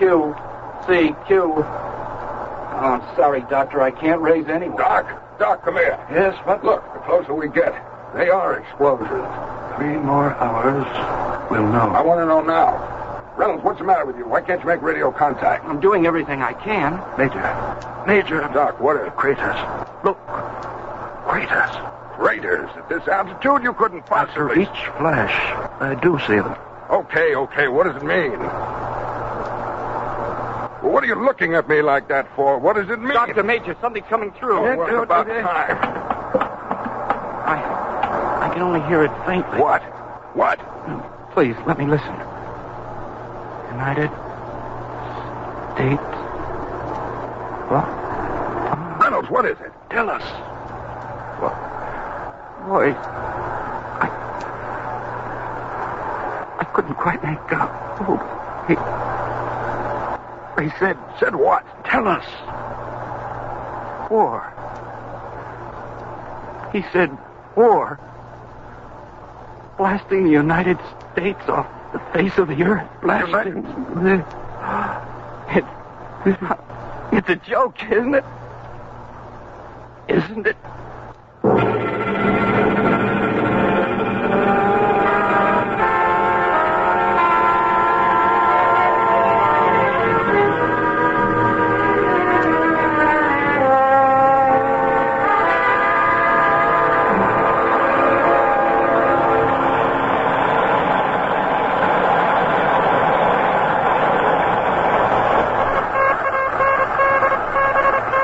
What are they sending now?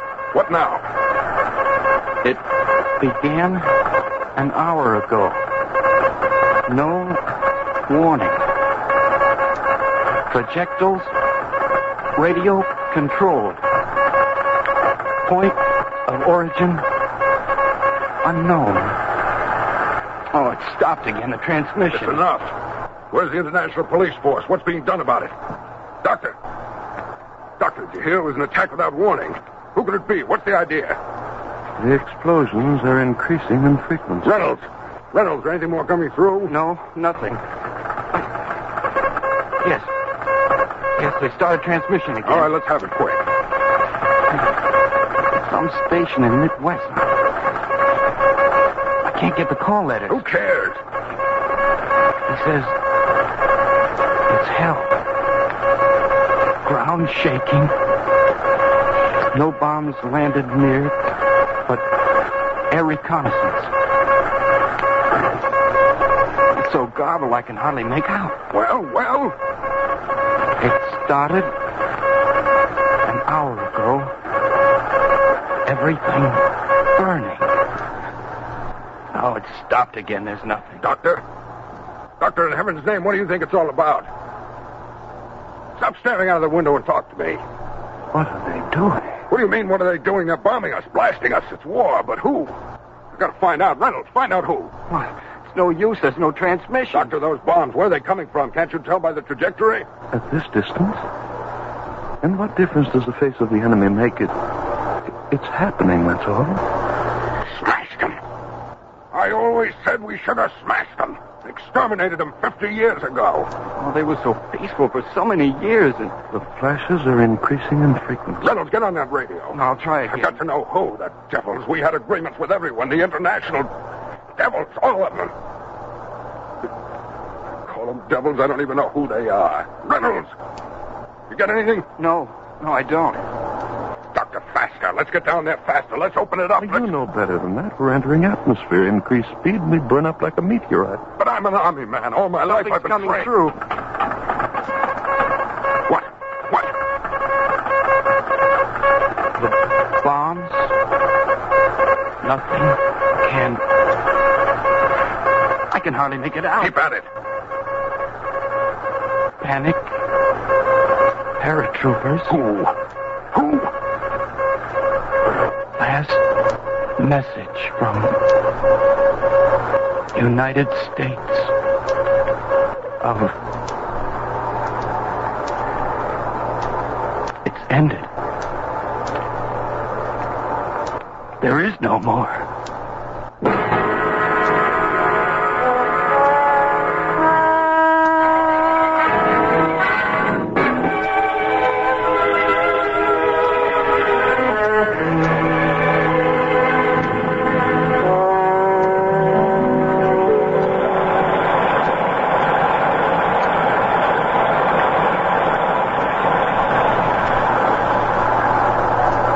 We'd only get down there faster. Only 500 more miles. Look at it down there.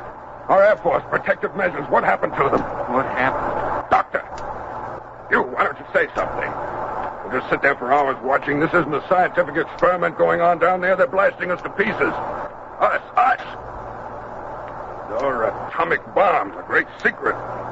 Hold it over the world and have peace forever. You said that. Yes, you. I was a kid then. I heard you say it over the radio when they gave you a medal.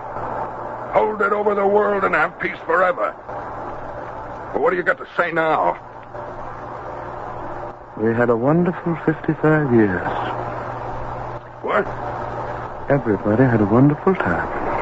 Reynolds, what's the matter with him? He's gone. No. Let him finish. First, we hung the criminals 55 years ago. And as soon as their bodies stopped swinging, we left the crowd and each went back to his own house and shut the door. You said the peace would hold forever.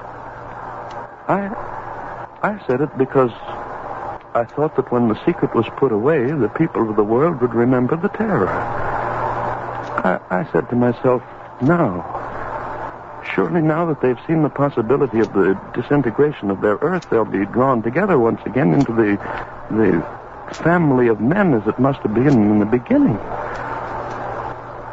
I forgot what years could do. I forgot how quickly forgetfulness comes. I forgot that in only a few years, Hiroshima and Nagasaki would be only yesterday's sensations for a nation eager for sensations for today. You keep asking me who's sending those bombs against us. Who? I tell you, we're sending them against ourselves. Yes, because had we made our way of life something more than a confused dream of shiny machines and happy endings, those bombs of hatred and revenge would not be flying at us. I said the peace would hold forever because I thought that out of that war at last men had learned that there was no defense against hatred and revenge, but the defense of education for the unity of people. It was a race, gentlemen, against time. And we wasted our last 55 years running backwards on a track of chromium and plastics. And so we've lost. Forever. No. We've never lost. Look, the blasts are increasing in frequency. There's nothing left. Nothing. We'll start someplace else. We'll build... Doctor, look. The color of the blast. Oh, dear God. What? What? Doctor, it's nitrogen, isn't it? Nitrogen? What? The fools, the everlasting fools, I warned them. The blast. More and more. They started something they couldn't end. The color of the blast. They've set off hydrogen atoms. I don't know what... We used uranium, plutonium, and when the initial blast was over, that was all. But hydrogen, that's part of life. One reaction sets off the other like setting off an endless chain until... Look down there. Blast. Faster and faster. They're spreading. The fools. God help the fools. God help the fools. What?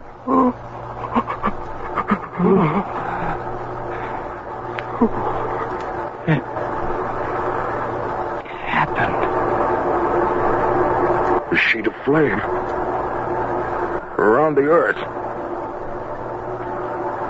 Doctor, tell me, what is it? What was it? Tell me. It burned up all the atmosphere. Burned up? Reynolds, what does he mean? The chain reaction burned up all the air. Oh, my. Major, the left jet.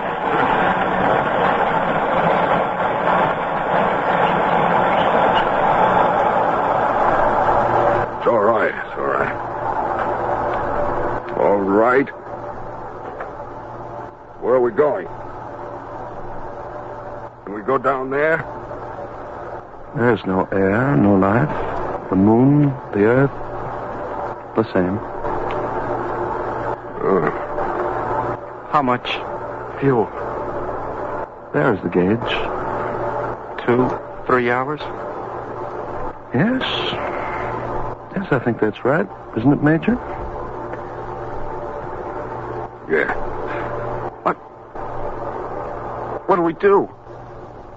You ask that question now? The Major no longer asks it. Do you know the answer, Major? Sure. We'll circle around. Then we'll crash. Oh, no. No, it'll be all right, my boy. My words again. Have peace forever.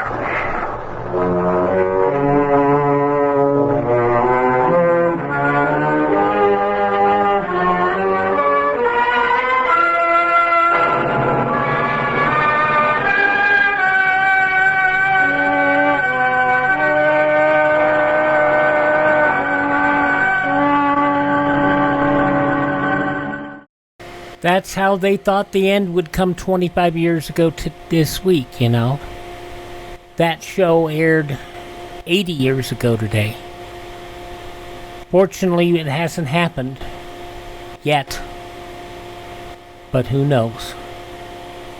Arch Obler's Lights Out. We also believe it may have been an episode of Arch Obler's Plays, mislabeled as The Lights Out. But it goes back 80 years ago, July 28, 1945, here on Classic Radio Theater with Wyatt Cox. Visit our webpage at classicradio.stream. Tell us things you want to hear. I'm always all ears.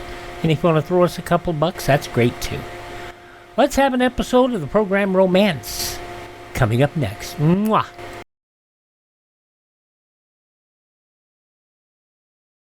Civil defense is common sense. This is Pat Boone. In case of enemy attack, you must know your warning signals. A steady blast of 3 to 5 minutes means tune your radio dial to 640 or 1240. A 3-minute wavering tone or a series of short blasts, take cover immediately. Mr. White Buck Shoes there. Now, let's hear an episode of Romance. This goes back, 73 years. July 28, 1952, Paradise Package. Wrigley's Spearmint Chewing Gum, the refreshing, delicious treat that gives you chewing enjoyment, presents for your listening enjoyment, Romance.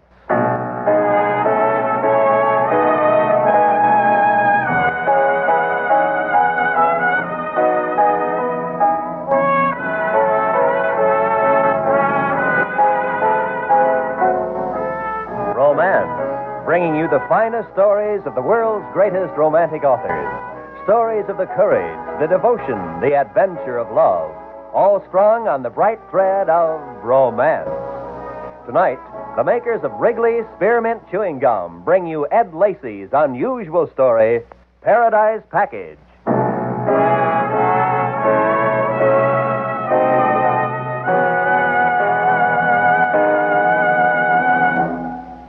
Wrigley's Spearmint Gum refreshes you. Wrigley's Spearmint Chewing Gum gives you real chewing enjoyment. Yes, for chewing enjoyment plus refreshment, it's Wrigley's Spearmint Chewing Gum. The lively, delicious flavor of Wrigley's Spearmint cools your mouth, helps keep your throat moist, and gives you a nice little lift. The good, smooth chewing of Wrigley's Spearmint helps keep you feeling fresh and alert, adds enjoyment to whatever you're doing.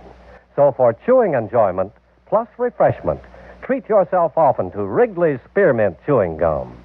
Healthful, refreshing, delicious. Now, with Bill Conrad starred as Johnny and Georgia Ellis as Babette, here's the first act of Paradise Package.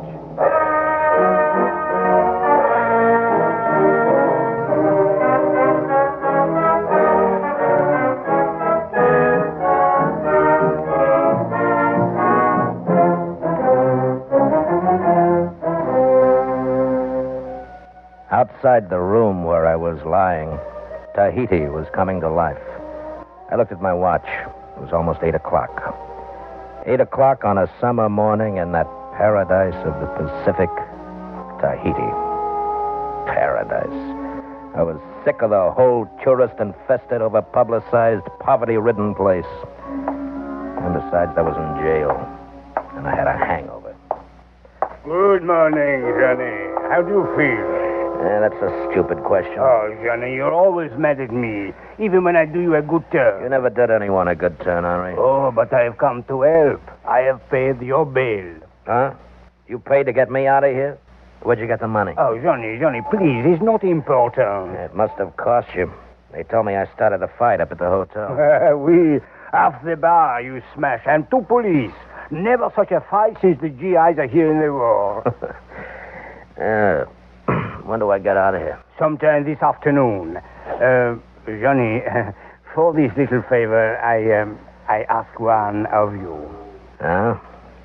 You want somebody dead? Oh, Johnny, please don't joke. I'm thinking of your good. And, of course, mine, too.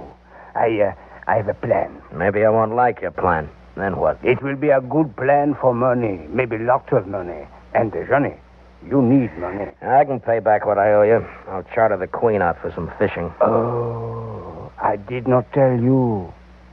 Huh? Tell me what? It's about your boat, your little schooner, the Queen. The local police have impounded her. What? Ah, oui. As part of the punishment, they did it. You need 50,000 francs to clear it. 50,000? Where shall I meet you, Henri? The Café Confidence, about 8 o'clock. Okay, 8. But remember, Henri, if it's too crummy, I won't have any part of it. He settled the greasy white Panama on his head, smiled, and walked away. By noon, I was free again, out of the stinking jail and walking down the waterfront towards the slip where the Queen lay, rocking gently. Johnny! Oh, Johnny, I was so afraid. I didn't know what had happened to you. Yeah, they put me in jail for getting drunk and taking the hotel apart. I was so worried for you. Early this morning, I got up and come down to the boat to talk with Eddie. And what did my good partner have to say? I had nothing to say. If you want to fight half of Tahiti, it's no affair of mine. I did my fighting in the ring. You eating, Johnny? Not since last night. Oh, you want me to fix something, Johnny? I'll have a drink. That gendarme sitting on the pier over there takes my appetite away. He's been watching the Queen since early this morning. What for? The Queen's impounded. We can't get her out of the harbor. Impounded? Yeah, that's right. And we got no dough and no way of making any. They want 50,000 francs. Oh. Johnny, maybe I could help. I have a small amount put away. Just make me a drink, huh? All right, Johnny. Hey, that's kind of rough, huh? You could be nice. She means well. Look, this evening I'm meeting Henri up at the Café Confidence. Henri, what for? Well, he says he's got a way for us to make some money. The day Henri cuts anybody in on a deal, I want to see it. Well, I'm already in. Halfway. He put up bail for me. Henri put up bail? Yeah, that's right. And I'm going to meet him later on. I found a bottle of Smirnoff, Johnny. Here's your drink. Vodka. Thanks, Babs.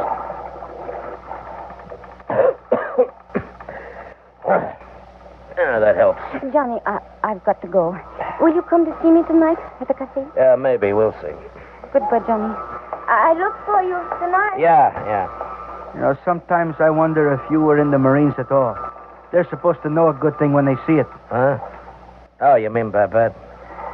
Yeah, she's a good kid. She's in love with you. Has been ever since we came to Papiti. Look, Eddie, you and I are partners in this floating bathtub. She's not much, but she's ours. We've had fun. All the way from Australia to New Caledonia. It's the way we make a living, remember? So I don't want to be tied down. Being tied down to Babette would be all right. I wouldn't complain. Oh, knock it off. I like her. I like her very much. But that's as far as it goes. What she feels for me is her problem. Okay. Besides, we got trouble. If we don't get our hands on 50,000 francs, we're on the beach. And that isn't fun even in Tahiti. That's why you're meeting Henri? Yeah. But in the meantime, I'm going to get a little sleep. Will you come below and wake me up about 5?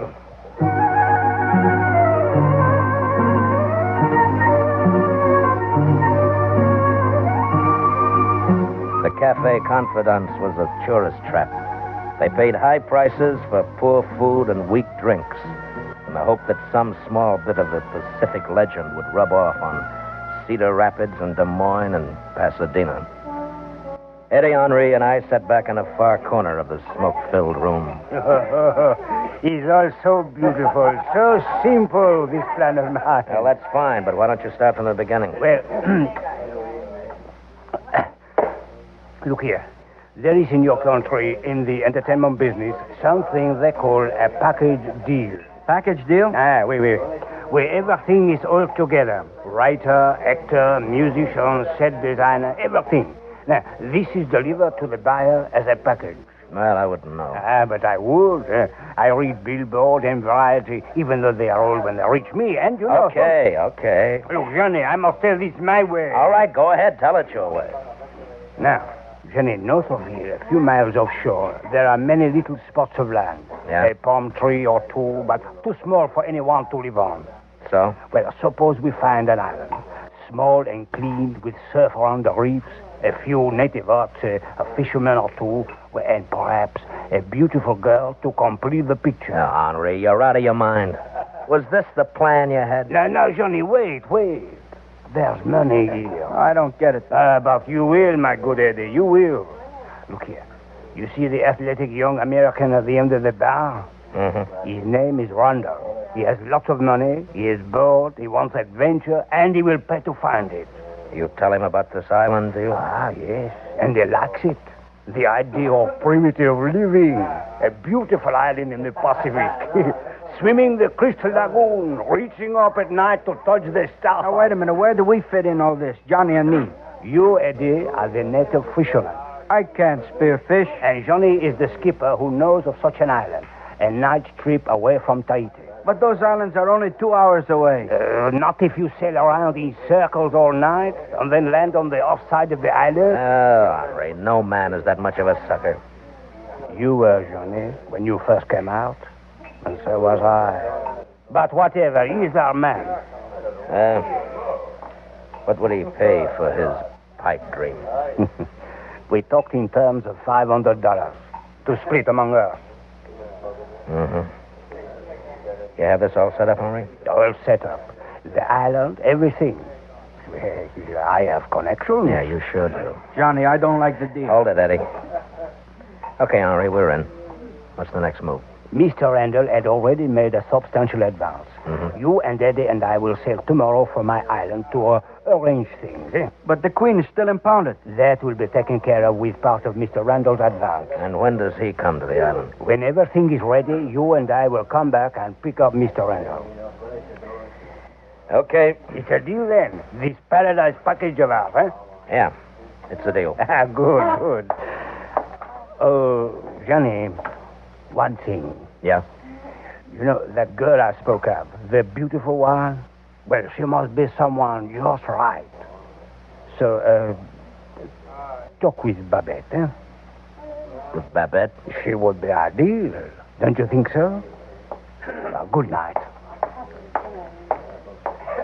$500. Johnny, you're not going to ask Babette. What? Then why not? Babette'd make good local color. Oh, Johnny, you can't. I'm going to ask her. If she says yes, okay. If she doesn't, okay. Is that fair enough? Babette's been in love with you ever since we hit the island. You don't even know she's alive, but she still loves you. She'll do whatever you ask. Pleasant dreams. What's that crack for? What's the difference? See you in the morning. Where are you going? To get as drunk as I can. I'm sober enough to think. Okay, mister, but be aboard tomorrow at 6 a.m. And sharp. I'll be there, mister.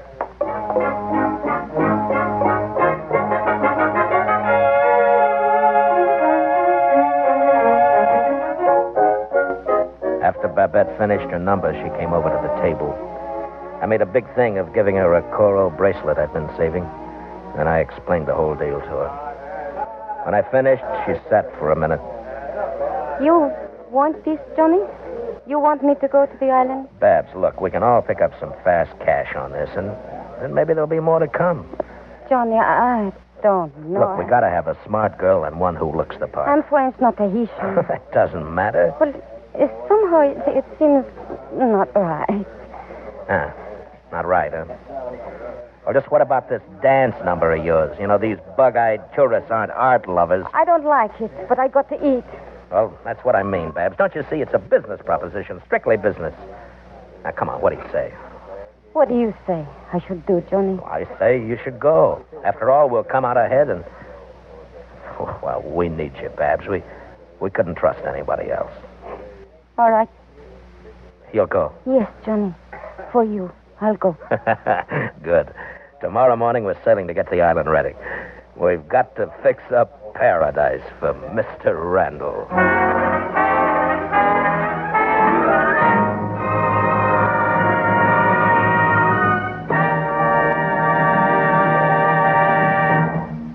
Friends, wherever you are, whatever you're doing, you'll enjoy chewing Wrigley's Spearmint Gum.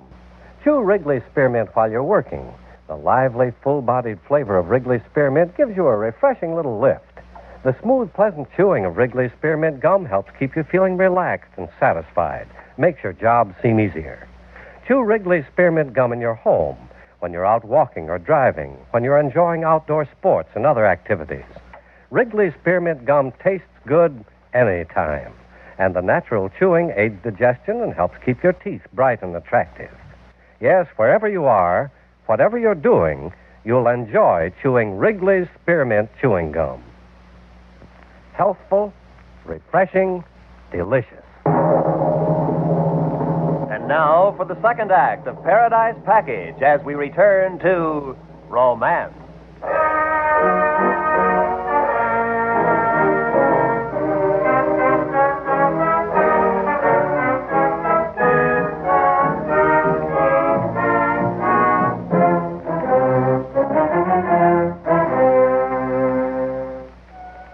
Only 3 days after Henri had told us of his Paradise Package plan, a major miracle had been completed. The island was changed from an almost bare lump of sand into an illustration from a travel folder. A few simple huts clustered at the water's edge, while back from the reach of the surf was several outrigger canoes. Henri hadn't missed a bet. Nets, fishing spears, a tattered sail, a few hunting knives scattered about. Mr. Randall had been done well by. Johnny! Huh? Oh, down here, Babette. By the water. Oh, you work. In 3 days, I can hardly talk with you. Henri wants so much done. And all at once. Yeah, he's working against time. He had to put a paradise together in 3 days and 2 nights. Tomorrow, Mr. Randall comes, doesn't he? Yeah. Oh, look, Johnny. What? The moon over there. As though it was climbing over the edge of the world. It's so beautiful. Yeah. You know, Babs, I wish he wasn't coming tomorrow. Mr. Randall? Mm-hmm. You like this island, don't you, Johnny? Yeah. Yeah, it's a funny thing, but I do. It's so quiet and peaceful. Mm. You know, the right kind of a guy could be real happy here. Fishing, swimming, a small boat out in the bay. The works. This is the same Johnny who tore the hotel to pieces. No. I didn't mean for me. I couldn't take it. Maybe somebody like, Eddie. It might be you. No. I'm still looking for what I want. And what is that, Johnny? I don't know. Exactly. Will you know when you find it? Well, I could use a drink. Come on, Babs. Let's see if Henri's got anything hidden away. You go, Johnny. What? What's the matter? You go. Okay. I'll see you tomorrow, then, when we get back.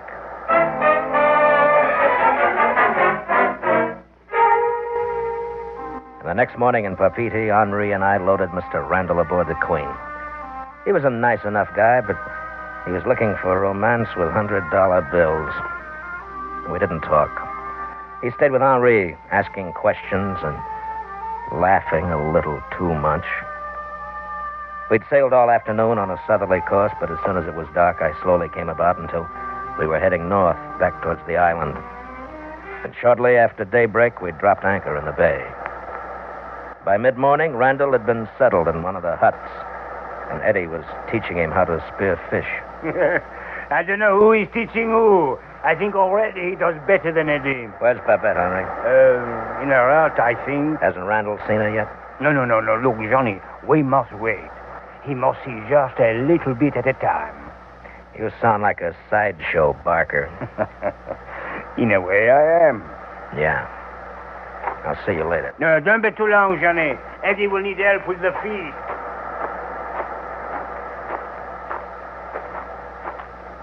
Babs. Babs, are you in there? Come in, Johnny.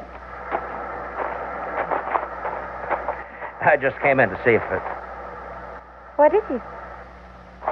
What do you dress like that for? Oh, else should I dress? I'm a native princess. Yeah, I know, but and it a sarong is all that is necessary. You're not going around in that. You told me before that my dance number was very risque. Well, that's different. No. Of course it is. This idiot Randall has no right to see you like... Like what? Hello in there. It's Randall. Johnny, get out of here. I hope you're decent. I'm coming in. Oh, hello, Skipper. Mr. Randall, Didn't know there was anyone here except the girl. I just came to say hello. Yeah. Henri told me she was here. Said she spoke some English, too. Yeah, that's real good. You speak English? Speak some? Ain't she a doll? A real doll. Hey, you go swim with me? Mr. Randall, I think perhaps it... Me? Swim. Oh, can't you see that doll in the water? Oh, brother. Okay, we go now. Yes. I'm sorry, Mr. Randall. You'll have to take a rain check on that swim. The princess is going to help with the feast. Food? It's only 3 o'clock. Yeah, but these feasts are very elaborate. Another time, huh? Yeah, sure. Sure, Skipper. Anything you say. Yeah. Well, Princess, see you soon. Soon. What a doll. What a little doll. Johnny, you're a fool. You might have spoiled everything. Who cares? That jerk. We go swim? Oh, he didn't mean wrong. If that stranger lays a hand on you, I'll slit his throat. He's not bad, Johnny. I'm not joking. Oh, you're so upset. And why? Why does it matter what he says or how? You're not jealous? Jealous? Of course not. Then it is up to me to be worried or not worried. Do whatever you want. I'll see you tonight.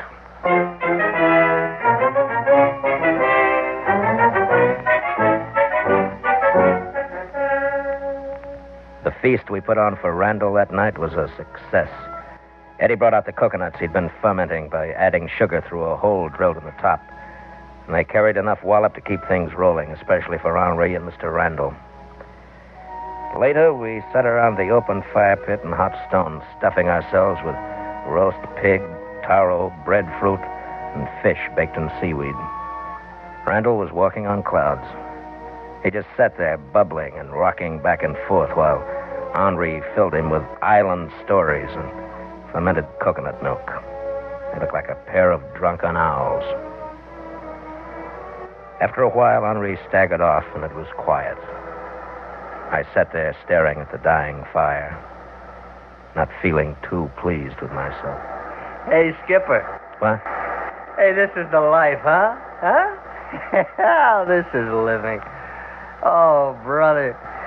Hey, you know, I wouldn't be surprised if we were the only whites that ever hit this place. Boy, you can sure tell the real thing. Yes, sirree. Oh, brother. Yeah. Yeah, sure. Oh, boy. Wait till I tell him about this back home, huh? Or maybe I better not. Well, you'd know about that. You're not very good company, Skipper. Hey, where's that pretty little gal? Where's she gone? Huh? I don't know. Boy, you see, Princess? She go to hut. Oh, good. Yeah. Well, I'll just run up and get her. No, never mind, Mr. Randall. I'll do it. Oh, now, Skipper, I'll be over. No, it's okay. Babette, we are countrymen. No, you keep your hands off me. Are you kidding? Henri! Now, look, Jenny, we were just... Oh, Johnny, he came in here. Get up, Henri. I said, get up. No more, Jenny. Please, no more. I'll go, please, but don't hit me. Jenny. Babette, get your stuff. We're clearing out of here. Yes, Johnny. But, Jenny, the money, Randall, you can't do this. You can't run out. Why can't I? I don't care about the money. I'm sick of this whole mess. But, Johnny, Randall will kill me. No, he won't. Came up to see where you were, Skipper. And you heard. I heard enough.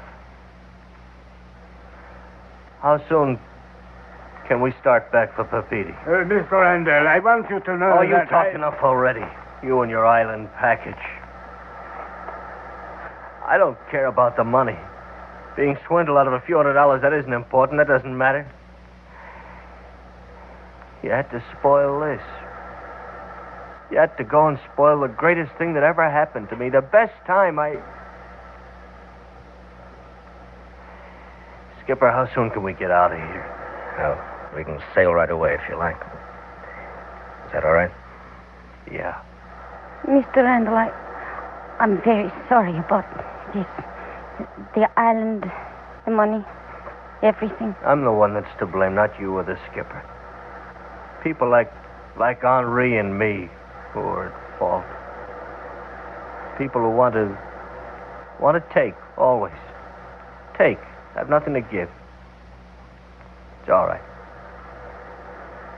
I'll be ready when you say, skipper.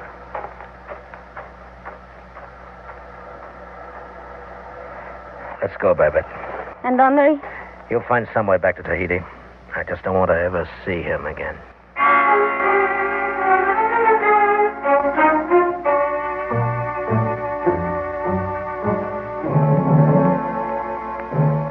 The whole thing had seemed cheap before, but now I knew what we'd done to Randall was sheer tragedy. The look on his face had been that of a puzzled, badly hurt child. 2 hours later, we said goodbye to him on the pier at Tahiti. He wouldn't take back any of the money we offered him, and he walked slowly up the pier. And I knew that we'd broken the only dream this man had left. Johnny, Yeah. don't feel bad. We haven't been very nice people, Babs. No. I feel unhappy, sad for Mr. Randall. Yeah. So do I. Well, I think I'd better get back No? Back where? to where I live. If I'm going to dance again tomorrow night, I'll need some sleep. Babs, Yes, you're not going back. not going. Back there on the island, you asked me something. Yes. You asked if I would know what I was looking for, even if I found it. I remember. Well, I found it. It was by you all the time, Johnny. I know. Now. Happiness is where you find it. And if you really look, it's always near at hand. Kiss me, Johnny.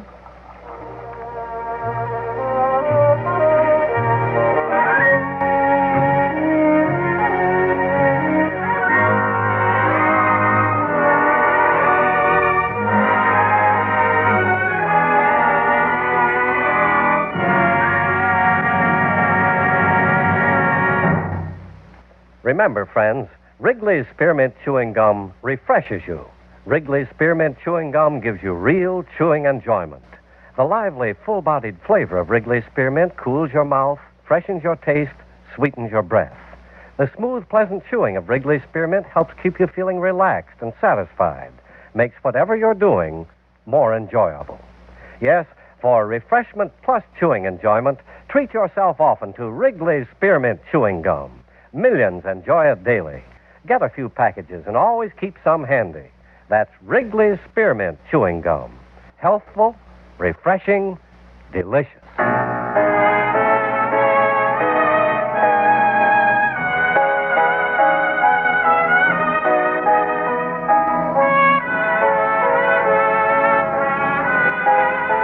Romance is produced and directed by Norman MacDonald and brings you the greatest love stories of today and yesterday. Tonight you have heard Paradise Package by Ed Lacey, starring Bill Conrad and Georgia Ellis. Featured in the cast were Jay Novello as Henri, Jack Crucian as Eddie, and Larry Dobkin as Mr. Randall. Editorial supervision is by John Meston, and musical supervision by Earl Towner. Next week, be sure to join us again when Romance brings you Christopher Anthony's unusual story, Return to Tomorrow. Roy Rowan speaking. This is the CBS Radio Network.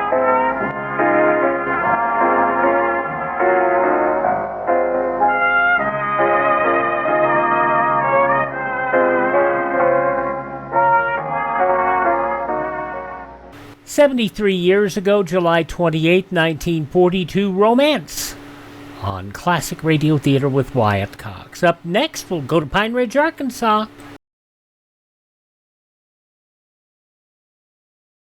This is Art Linkletter. In event of atomic bombing or some other catastrophe, here's something important to remember. It will help save lives, including your own. Do not use the telephone. Leave the line open for official rescue and relief. This is your part in civil defense. Remember, don't use the phone. Leave the line clear for safety of your own life and the lives of others. Now let's see what's going on with Lum and Abner. See if they can get some help on this crest they found with the baby. This goes back 83 years to July 28th, 1942. The makers of Alka-Seltzer bring you Lum and Abner.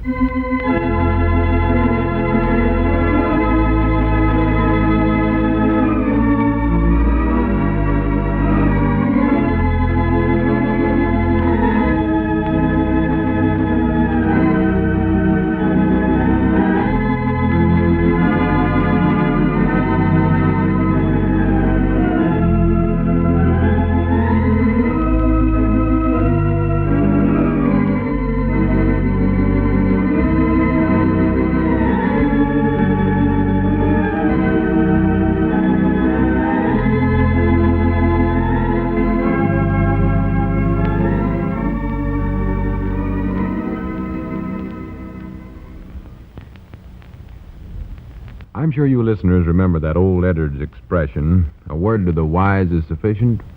Well, we'd like to make a slight change in that old adage and say 2 words to the wise are sufficient. And those 2 words, as far as Alka-Seltzer is concerned, are try it. Try Alka-Seltzer. Take it the very next time a touch of acid indigestion comes along to annoy you and see for yourself how much comfort its twofold relief-giving action can give you. Now, of course, there's a sound scientific reason for Alka-Seltzer's effectiveness, but you're interested in results, and that's why you should take these effervescent tablets for relief in acid indigestion and other minor stomach upsets, such as sour stomach, occasional distress after meals, and heartburn. So remember, try it. You can get Alka-Seltzer at any drugstore. And now, let's see what's going on down in Pine Ridge. Well, the mystery of the coat of arms in the baby's locket became a little more complicated yesterday when the old fellows discovered a copy of the coat of arms printed in the want ad column of the weekly newspaper. It was accompanied by a post office box address. As we look in on the little community today, we find Lum and Abner in their Jotham Down store and library, deliberating over what they should do about the ad in the paper. Lum is talking on the telephone. Listen. Well, no, Squire, we ain't wrote to that address in Kansas City yet. I reckon we ought to. Well, we'll more than likely get around to doing it sometime. Yeah, we know its importance to find out who the baby is. Well, we'll take care of it, Squire. Yeah. All right, Squire. Not at all, not at all. Goodbye. Squire thinks we ought to write to him, huh? Yeah, that's what he said. Well, now, maybe he's right, Lum. He might be, but I sort of hate to do it. The only reason Squire's interested in this because he wants to sell us an insurance policy for the baby. Oh? And he can't do it till we find out what the baby's legal name is. Well, yeah, but I still think we ought to write to that place in Kansas City, though, Lum. Yeah, I reckon so. Just ask them what they mean by putting a picture of that coat of arms in the paper. There's something awful curious about that. Yeah, whoever put it in the paper must have knowed we had the baby, and they must have wanted us to see it, or else they wouldn't have put it in the county seat paper here. Oh, sure. They wanted us to see it. There ain't no doubts about that. No. And they must not have wanted hardly anybody else to see it, because they printed the coat of arms and the address both just as little as they could get them in there. Yeah, I read the whole paper, and I never even seen it in there. Me too. Well, it takes somebody like Grandpappy Spears that reads every little bitty thing there is. He don't miss nothing. Oh, no, he loves to read, yeah. That's the first time his reading ever done any good for us, or for him, or for anybody else. Yeah. Ordinary, it just drives me stark raving mad crazy. Sure. Well, do you want me to get a paper and pencil so we can write that letter to Kansas City? Oh, I don't know, Abner. No rush about it. Well, they must be expecting us to write to them, Mom, or else they wouldn't have put that address in the paper. Yeah, you're more than likely right, all right. Oh, yeah. Just hate to do it. Hate to do it. Well, you see, here's the trouble. If they write back and tell us what the coat of arms stands for and who the baby is, then we'll just have to take the baby back to whoever it belongs to. Oh, yeah, that's right, ain't it? I never thought about that. Wish there's some way we could find out who this fella in Kansas City is without having to write to him. Well, here, wait a minute. I know. Why don't one of us just go up to Kansas City and find out who he is? Well, how could we do that, though? Well, I'd just go to that address and hide across the street and wait for him to come out, and we can follow him, see where he works, and such as that. Yeah, but wait a minute. He never give us no street address. Huh? All he is in the paper is just one of them post office box numbers. Oh, yeah, that's right, Dad. Blame it. Whoever the feller is, he ain't taking no chances on us finding out any more about him than he wants us to know. No, he's a smart one. He sure is, yeah. If there's just some way that we could... Wait a minute. Grannies, I believe I got an idea. Huh? I'll call up Ed. Ed? Yeah, you know, Ed Beckley, editor of the paper in the county seat. Oh, yeah, him. I'll ask him who it was that sent in that ad for him to print in the paper. Yeah, that's a good idea. Ed ought to be able to recollect who it was, because it's such an uncommon thing for anybody to put in the paper. Why, sure, Ed'll recollect that, yeah, law me. Feller must have sent a letter along with the ad telling exactly how you wanted it printed and all. Sure. I'll get Ed on a long-distance phone right now. Yeah, that's the time. Call him up right now. I'd doggies find out. Get to the bottom of this thing yet. Yeah. I know I'd study up somewhere. That's good detective work. Just hope Mamie ain't in a talkative mood today. Huh? All us has to know how everybody is. Well, I reckon she gets lonesome sitting there by herself, all them wars coming in there. Yeah, wait a minute. Hello, Mamie. I want to put a call into the county... Uh-huh. Oh, this is Lum Edwards. Oh, I'm fine, Mamie. I want to call the paper to county seat. Abner, oh, he's fine, too. Yeah, I'm feeling fine. Listen, Mamie, will you put this call through for me right away? The baby? Yeah, we've still got him. Yeah, little rascal. Oh, he's fine. No, we ain't named him yet. Piedmont? No, I don't much believe he'd care for that name. Name's Charlie Abner. No, I don't believe Lambert would do neither. No. He don't look like a Lambert.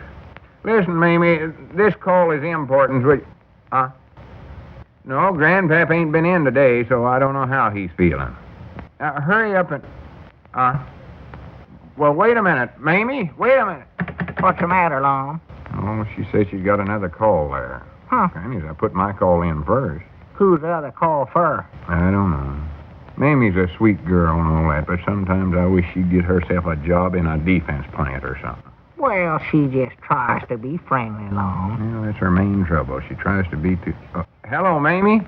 Can you make that call for me now? Huh? Oh, it was. Well, that's nice. Now, hurry up with my call. What is it, Lum? Well, she just said that was Grandpappy Spears is making that call. She says he's fine. Well, ask her who Grandpap was calling. Mamie, who was Grandpa... Or no, we can't do that, Abner. Huh? It ain't polite. Oh. I don't think. Oh. What's that, Mamie? No, it weren't nothing. Just talking to Abner here. Go ahead and put through my call. I told you 100 times. The newspaper office at the county seat. Ed Beckley. No, Beckley. Well, I don't know how he's feeling. Just a minute. Here, Abner, take the phone. See if you can get this call through. Yeah, sure, I'll do it. Yeah, here. Hello, Mamie? No, this is Abner. Oh, I'm fine, thank you. Little Pearl's fine.